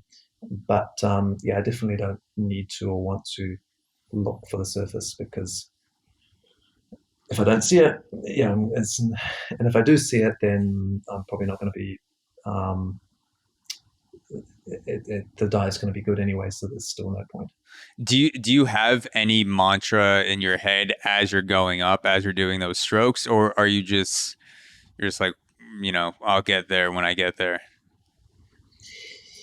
Yeah, I don't really have a mantra so much as I just give the mind something basic, kind of inane for it to do, to keep it occupied, so that it doesn't kind of think about how far I still have to go, anything like that.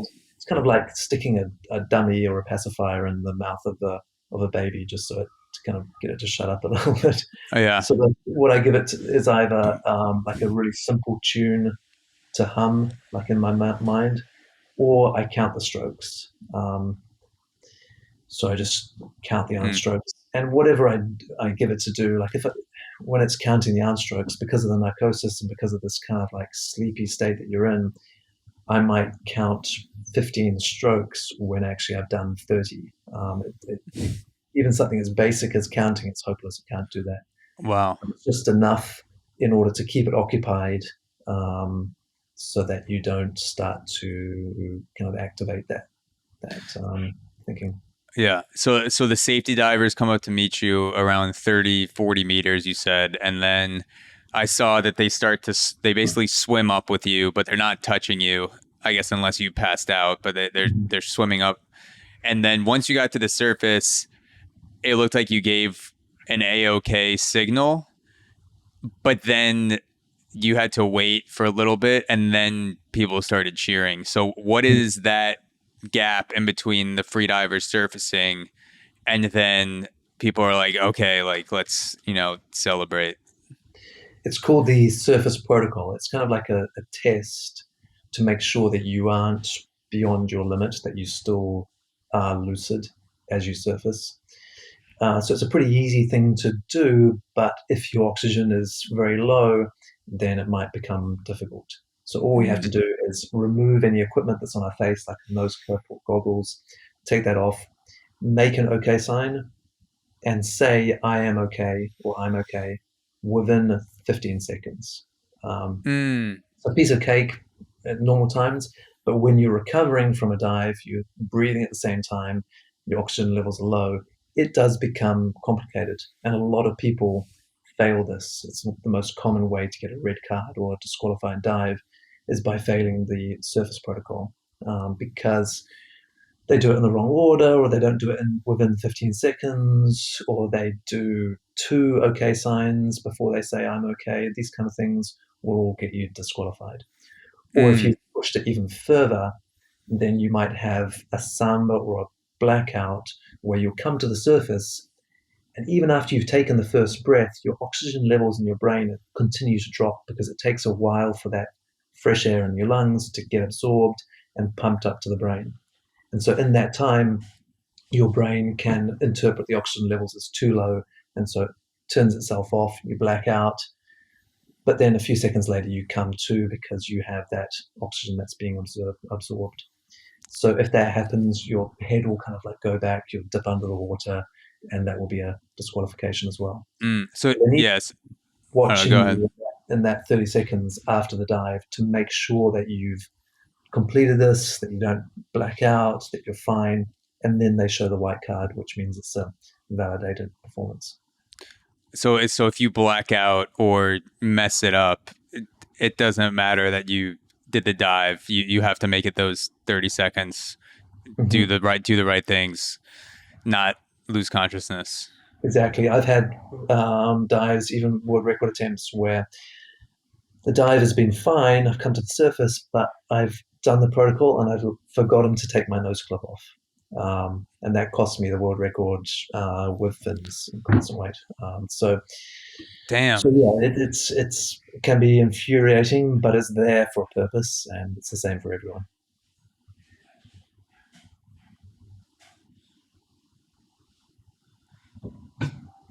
Hello?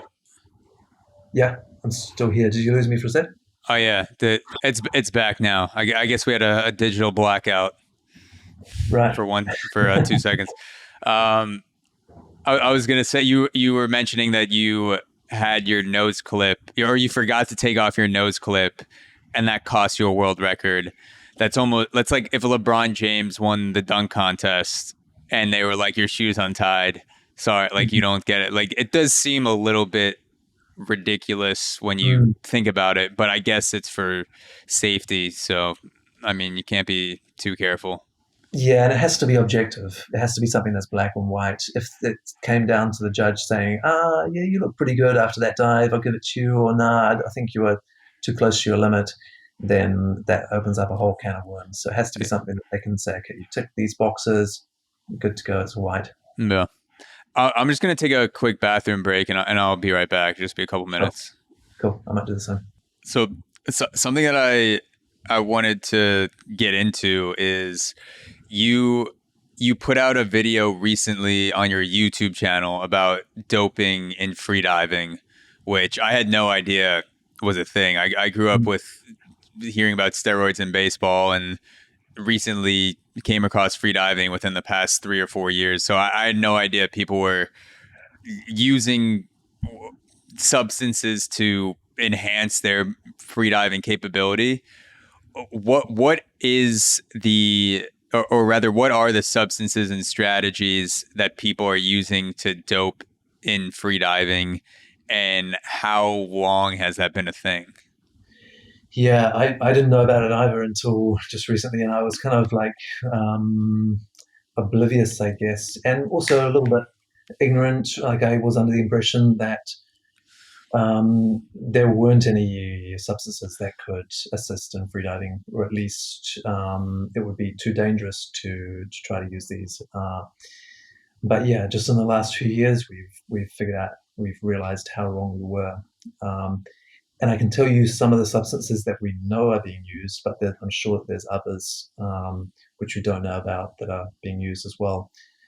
So steroids, while having kind of like a big physique, definitely isn't in itself beneficial to freediving. Something I didn't find out until this year is that steroids also drastically increase your red blood cell count, to the point where some bodybuilders apparently have to take other drugs in order to reduce their red blood cells back down again. And red blood cells are pretty much like the holy grail of freediving, because it's like a free, incompressible form of oxygen.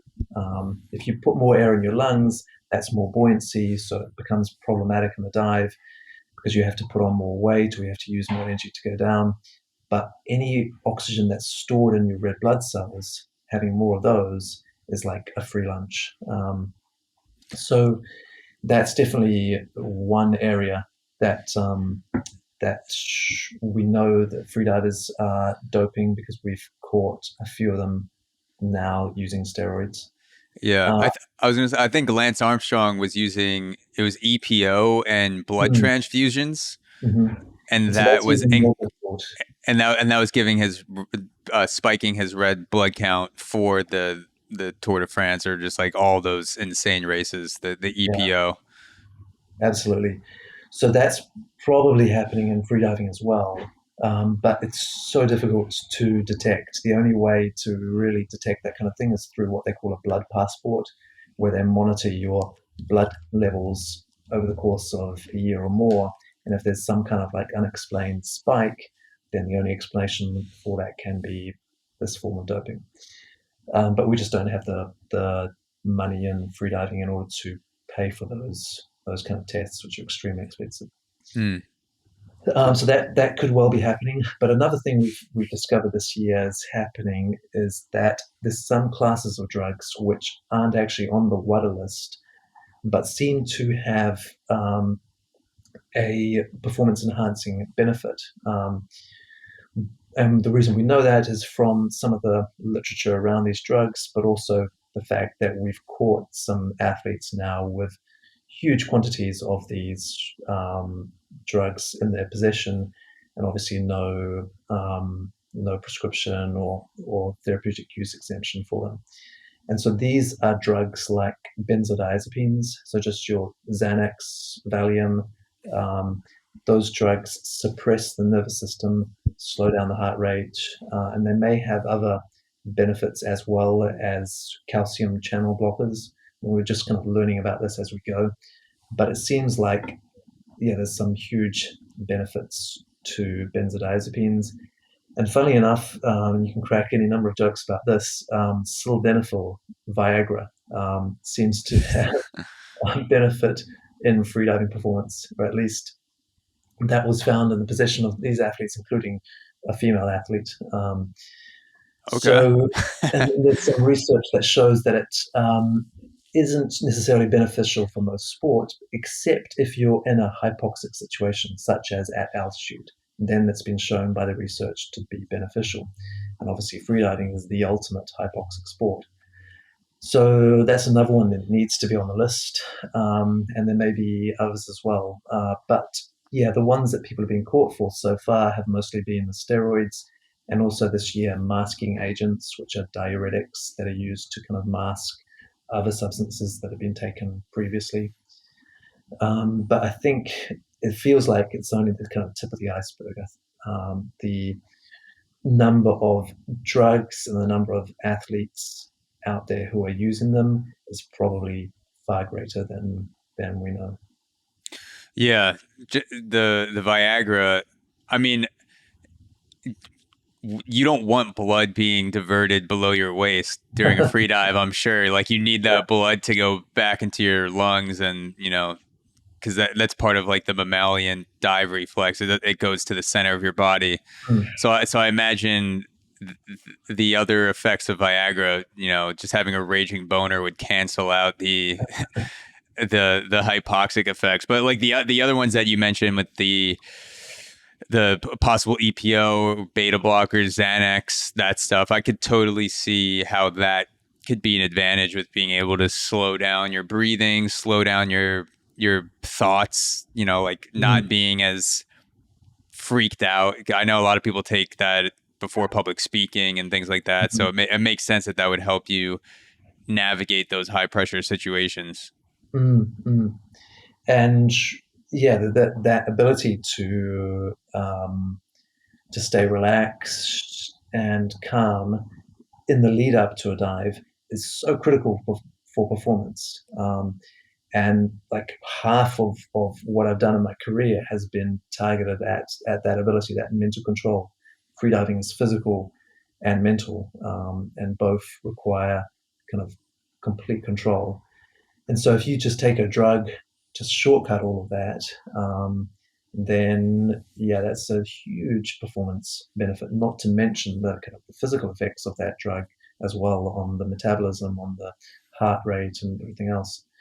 So yeah, we're seeing athletes who kind of making these ludicrous jumps in performance with very poor technique and new to the sport. They're not training in any new way or particularly hard.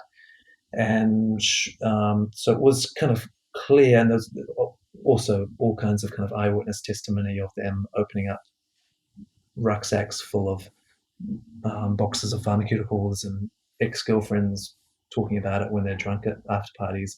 So we had all this kind of mountain of evidence, and this year, with a slightly more refined approach to anti-doping, managed to catch out a few of these key athletes who probably have been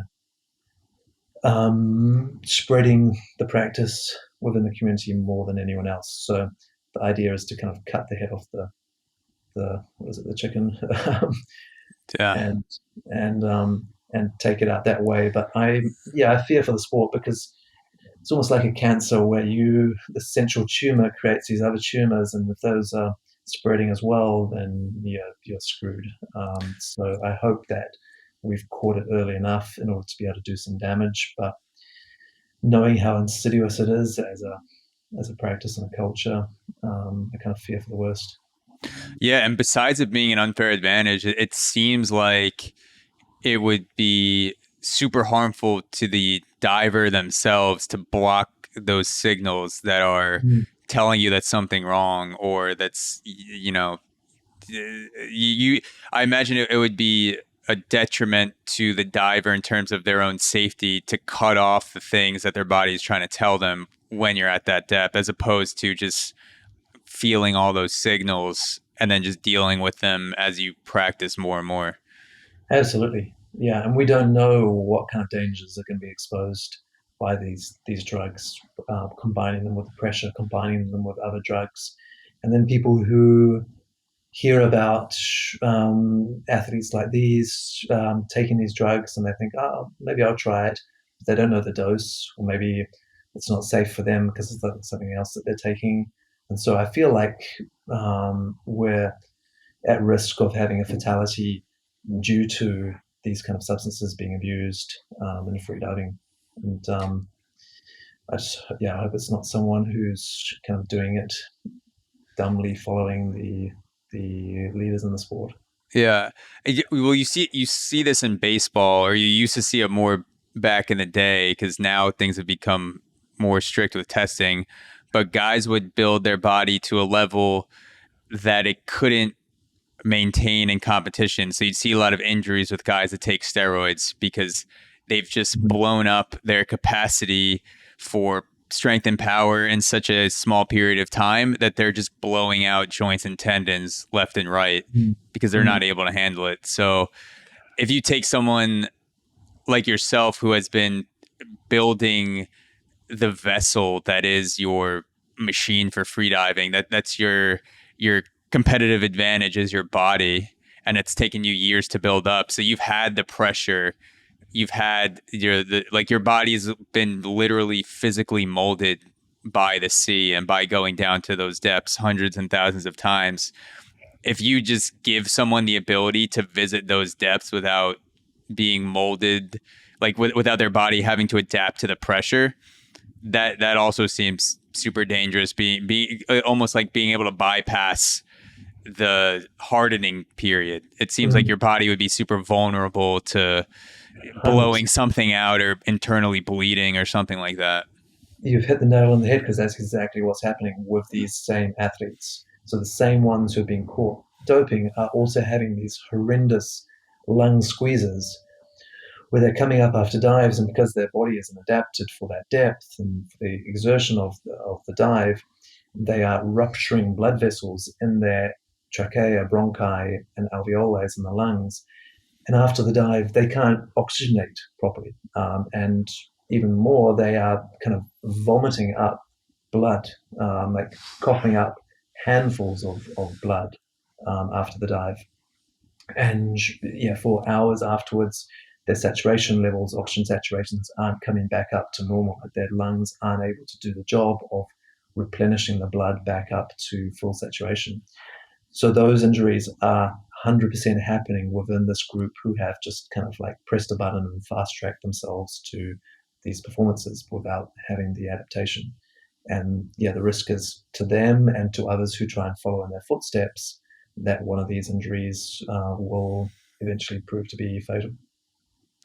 Yeah, no, it's tempting because it works in the short term, and it's something that I contemplated when I was playing baseball, but I never actually pulled the trigger on, is using some sort of steroid or using HGH, testosterone, because I was around guys, especially during summer baseball, because that's when you're playing with guys from all over the country on a single summer baseball team, as opposed to just guys on your own sports team at university. And so you're exposed to, like, you know, guys playing at University of Texas or Florida State and all, and they are open about it, and they talk about the effects that it's had on their body. And I'm like, well, shit, like, I'm fucking 19, I'll be fine. And then you hear stories about guys who misuse it and they abuse it, and some of them get away with it, and, you know, it is what it is. But there's also some horrific outcomes too, with people that are using it without any guidance or preparation. They're just kind of watching a YouTube video and injecting themselves. Yeah, and the more people are doing it, the more of those kind of misguided attempts there'll be, and so yeah, sooner or later it's going to go pear-shaped. So without the money to test, is there any, like, how is there a way to stop it, or you just have to tell people this is harmful, don't do it, which a lot of people may not care about, especially the younger divers? That's the thing. People don't. They don't kind of like have a sense of their own mortality or value enough to make those decisions wisely. The only motivator is really going to be testing and trying to do more of that, more targeted testing in the off season, getting more clever about it. So that's what we've tried to kind of do this year. But yeah, it's difficult with the amount of funding that is in the sport.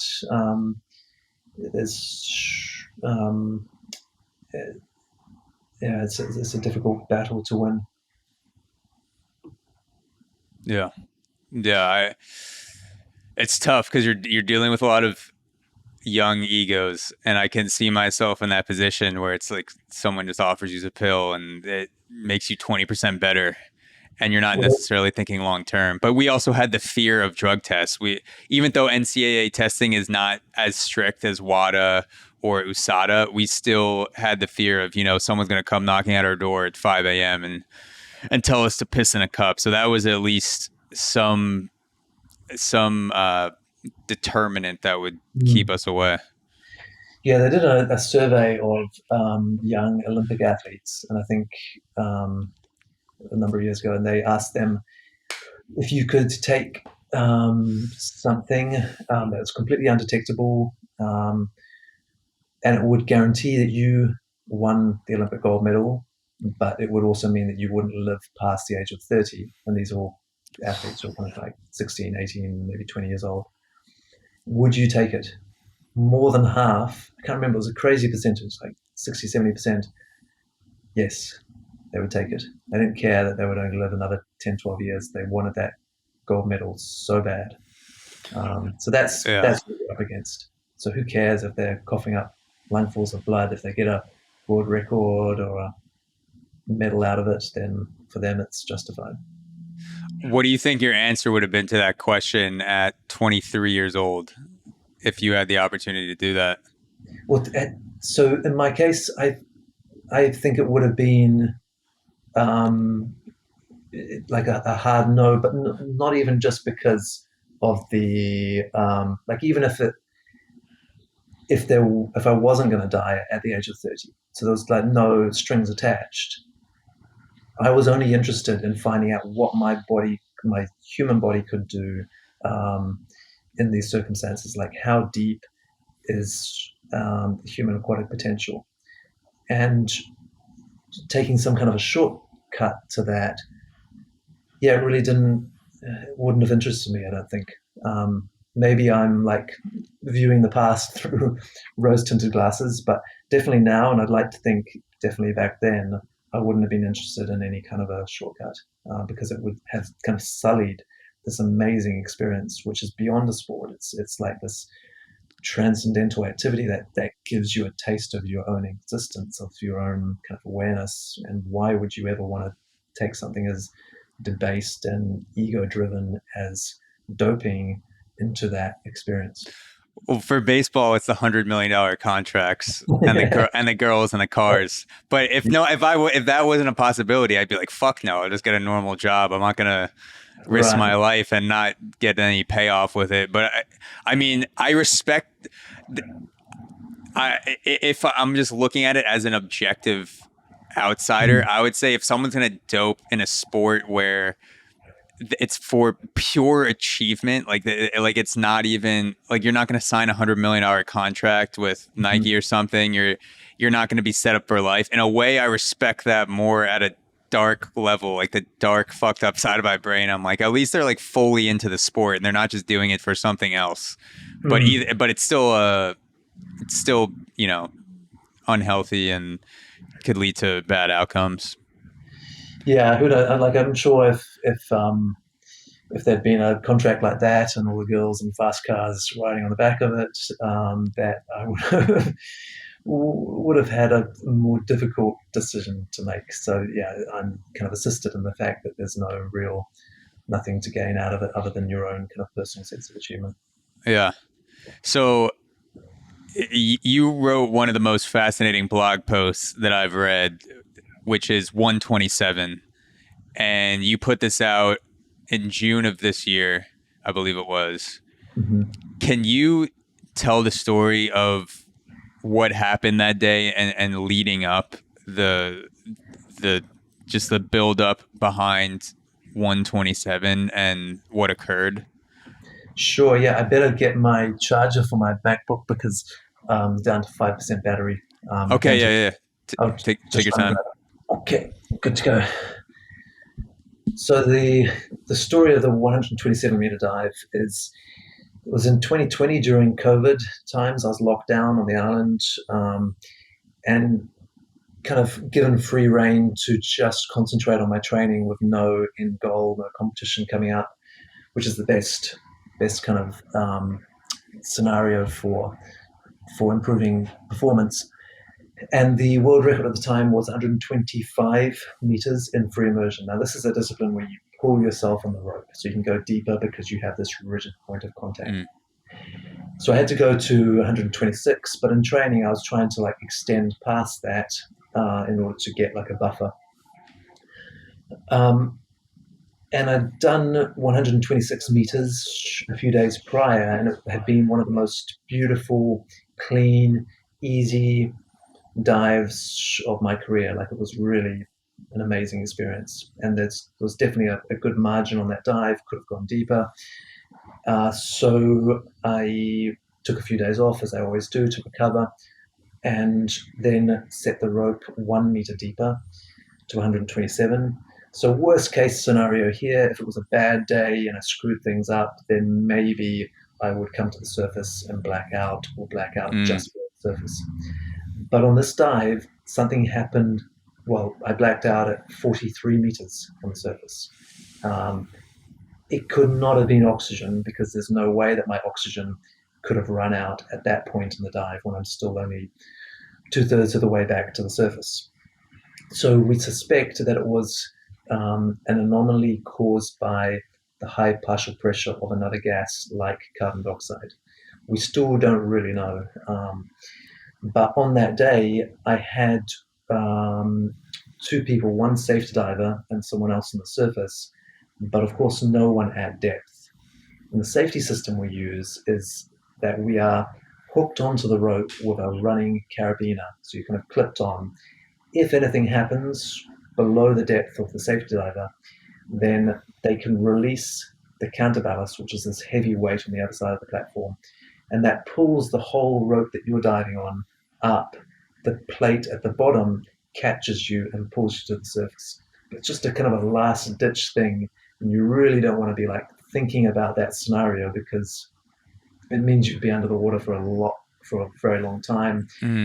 and recovery from that, resuscitation isn't guaranteed, basically. So yeah, I blacked out at 42 meters. My safety diver by that time was already coming down to meet me. So he's on his way to 30 meters, gets to 30 meters, doesn't see me because by this point I've already drifted down to probably 50 something meters. So I'm out of sight.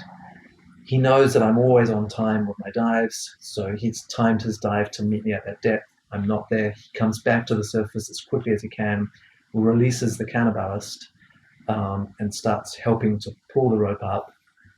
But it's not until I've fallen back down to 76 meters, 250 Wow. feet, that the plate catches up with me and starts to pull me to the surface. And then from there, it's another like minute and a half to get me to the surface. So by that point, I've been under the water for 6.5, close to 7 minutes. Jesus Christ. And yeah, if someone had described the incident up to this point, let's say this is what happened, what do you think happened next? I'd be like, they're dead. There's no way you can Yeah, die. I'd be like, he's dead for sure. He's in heaven. Yeah, come up to 42, go back down to 76, unconscious. Yeah, there's no way. But I think because I wasn't low in oxygen when I blacked out, then what little oxygen I had left in the body was preserved because I was just completely blacked out, not moving. And so I was able to stay longer, would survive longer under the water. So when they brought me to the surface, it was fairly soon after, within a minute, I think even 30 seconds, that I actually came to and started to very weakly breathe by myself. They administered oxygen. It took a lot longer for me to kind of fully come to, and by that point, the new problem was that I was experiencing extreme DCS, decompression sickness, from being at depth too long, and so having absorbed too much nitrogen. And I couldn't use my body almost at all. I felt like I was kind of, if I hadn't done anything, I would have ended up in a wheelchair at that point from paralysis. And so I had to get back under the water as quickly as possible, breathing pure oxygen. How long after you blacked out did you have to go back in? 15, 20 minutes, maybe 30 minutes at the most. Jeez. So you recovered, you're conscious, and then you have to go right back in and breathe at depth. Yeah. So breathing from a scuba regulator, but breathing 100% pure oxygen. And I took that down just to a shallow depth to get the effects of the pressure. And then when I did that, these symptoms of the decompression sickness reversed. And so I started to feel my body again. I could use my hands and feet. Holy shit. And that just combats the nitrogen buildup, the pure oxygen. So it washes that out. And you need the compression and the oxygen at the same time. You can't just breathe pure oxygen on the surface for it to go away. What's happened is that these little bubbles have formed, bubbles of nitrogen in your blood.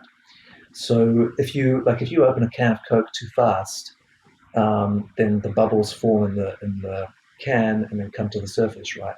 It's the exact same thing in a free dive or a scuba dive. If you had a lot of pressure, of a lot of absorbed gas under pressure, and then you come back up to normal pressure, surface pressure, too quickly, then it forms bubbles, and those bubbles travel through your circulation and get lodged in the really, really tiny capillaries, which tend to be in the head.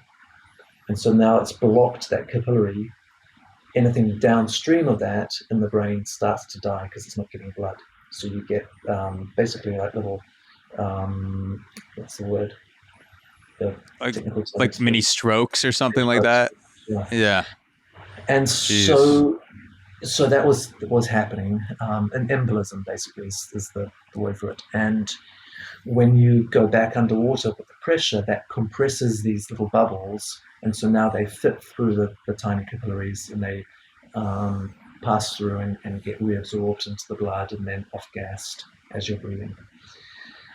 So that saved me from being in a wheelchair for the rest of life. My safety diver first saved me from drowning, and then that protocol afterwards saved me from kind of being an invalid for the rest of my life. I also had burst eardrums from obviously falling back down 30 meters. So, so those were kind of hurting a little bit, but it's amazing how quickly the body recovers. Like you bounce back from this kind of thing. The eardrums heal, the lungs heal, and I was diving again within a few weeks. That's insane. Like you also have the diagram in the article where you can see how close your safety diver got before you started to go sink back down the other way. So that I guess that's like you said, the most high risk part of the dive is if you black out before you get to the safety diver, then your only chance is getting pulled up by that lever, by the carabiner. Yeah, and it's really a last ditch. I mean, it's more for scenarios where like something goes, like you get your carabiner gets stuck at the bottom, or you lose the rope, or those kind of things. Because we never even expected that you could black out that deep, especially when I'm essentially doing the same dive as a few days ago. That was super clean and easy, and I got back to the surface. So, yeah, why did I black out? Kind of 2/3 of the way up. But we're actually still doing kind of research, scientific research, in order to find out what might have been the cause of that. There was no, I can see from the graph of my dive that there was no change in my technique leading up to that, so there's no warning signs. I've done like hypnotism in order to try and recall, because I can't remember anything before that happened off the dive. So I've tried to be hypnotized to remember anything that might have happened before the blackout, but that didn't reveal anything. Do you remember any parts of the dive, or? I remember everything on the way down. After the turn, can't remember anything. So I was obviously swimming, coming up in a normal fashion because my speed and strokes matched perfectly the previous dive from the dive computer profile. But I can't remember any of that, and I can't remember just before the moment that I blacked out. So, because I'm curious, let's say you have an example of someone who is performing this same dive, was in the same situation where they blacked out and they were underwater for, you said, 6.5 minutes. If they were taking beta blockers and they were using that to get to depths more quickly without as much training as you've done, without preparing your body, do you think a person would be dead in that situation if they didn't mold their body the way you did before, if they were kind of like taking a shortcut and that happened to them? I'd have to say yes, because so I've never had a lung squeeze in my career other than this time, of course. And on that day, I had a moderate, like a little bit of blood, but not much. So these divers who are doping are getting horrendous lung squeezes on dives that don't go wrong, where they come back to the surface and maybe black out on the surface, but they're not like blacking out at 40 and drifting back down to 70. Like if that happened to someone who's susceptible to lung squeezes, it's good night nurse. Like their lungs are just solid volume of blood, probably. Like I can't see how that would be survivable. That's crazy. So, and you said it took you a few weeks to build back up to diving again, like not to that level, but just diving in general. Yeah, that was more mentally than physically though, because like within a week, the doctor checked me out and couldn't even see that my eardrums had been burst, couldn't find anything wrong with my lungs. And I started doing dry exercises that I do, and the parameters there were like at my personal best level. So in terms of like my breath holds, it was as good as it ever is within kind of 10 days after the incident. I didn't do any depth work until I think almost a month afterwards, just to kind of properly give myself a break and to make sure that there wasn't anything residual left. But yeah, it seems like I could have probably within a week or 10 days have been diving without issue again. So it's remarkable how quickly the body recovers. That's crazy. How quickly you can physically recover from something like that. Mm. Most of it coming back was mental then, like getting to that point where you trusted yourself to not black out, because I imagine that's something that's difficult to work through. Yeah, just going over the dive, trying to figure out what could have happened, doing the hypnotism and stuff. Also talking with my family, like asking the question: is this something that is wise for me to continue doing? If I was to continue doing it, like how would that look? What kind of additional safety measures could we put in place so that if this happened again, it would be benign? And so now, if I'm diving those depths, I have a safety scuba diver who's stationed in that kind of risk zone, 50, 60 meters, and that way, if I black out, they can grab me and start to ascend with me straight away, and I won't drift back down. Um, so those kind of safety measures. But yeah, there was a lot of like introspection and discussions before I felt confident to get back in the water and start going deep again. And you've said you've been back down to 127 since then. Mm-hmm. Were those negative thoughts before you went back down to the same depth the worst you've ever had, Mm-hmm. in terms of like, I might die? Because you almost actually did. Yeah, no, definitely. Now, I mean, the way I respond to those negative thoughts is, okay, if that happened again, then I've got everything covered. I will have all the bases covered. The scuba diver would grab me, pass me off to the safety diver. I wouldn't be under the water any longer than I would in a regular dive. I'd have a higher level of oxygen when I surfaced. I'd probably actually, if it was the blackout that we think it is, I would probably actually come to as they were bringing me up. So I just kind of wake up and be able to like carry on the dive almost in that scenario. So yeah, I kind of reason with myself like that if the negative thought voices come up. But at the same time, I still need to be careful for other risks that are unknown. Like this risk was a completely unknown thing that popped up, and maybe there are other unknown things that I'm still not providing for. So kind of trying to stay ahead of the ball to a certain extent and think about what else might be possible, what else might happen, and provide for that as well. Yeah. So as we wrap up, I have a question about non-performance enhancing drugs.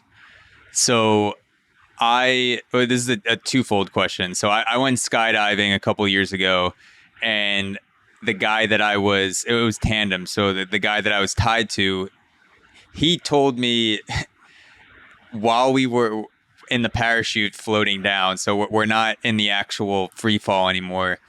He told me that he had done skydiving on a variety of drugs solo, where he's been on mushrooms, he's been on LSD, and that seems incredibly unsafe, but he said it was also an amazing experience considering that it went well. So one, have you ever tried freediving on any sort of psychedelic or mind-altering substances? And two, are there any substances you've taken that might compare to that connectedness or sort of like the oneness that you've described when you're in those truly Zen moments at depth?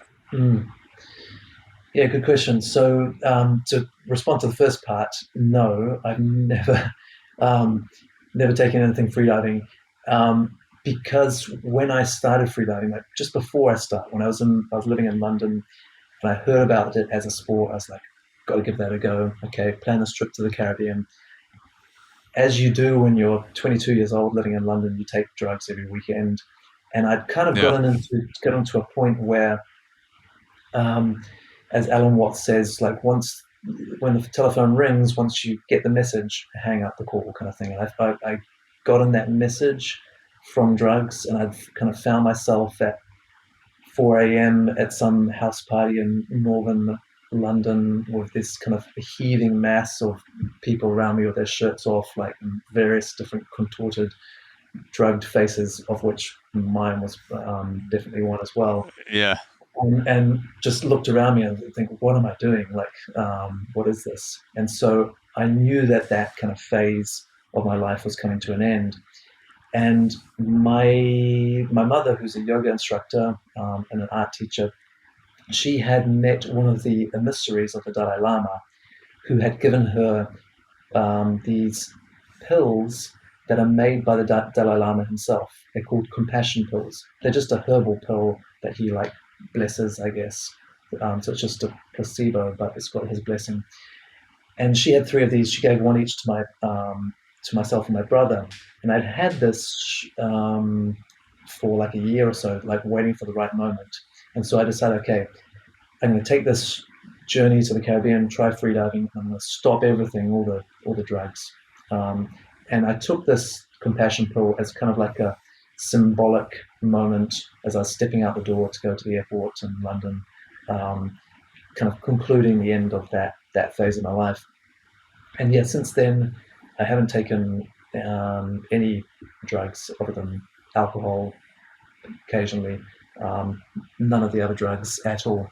So I've never, the two have never met, the freediving and the Yeah. drugs. So I can't comment on that. But you asked whether the experience of a freedive, how it equates with some of those experiences of like ecstasy or weed or other drugs.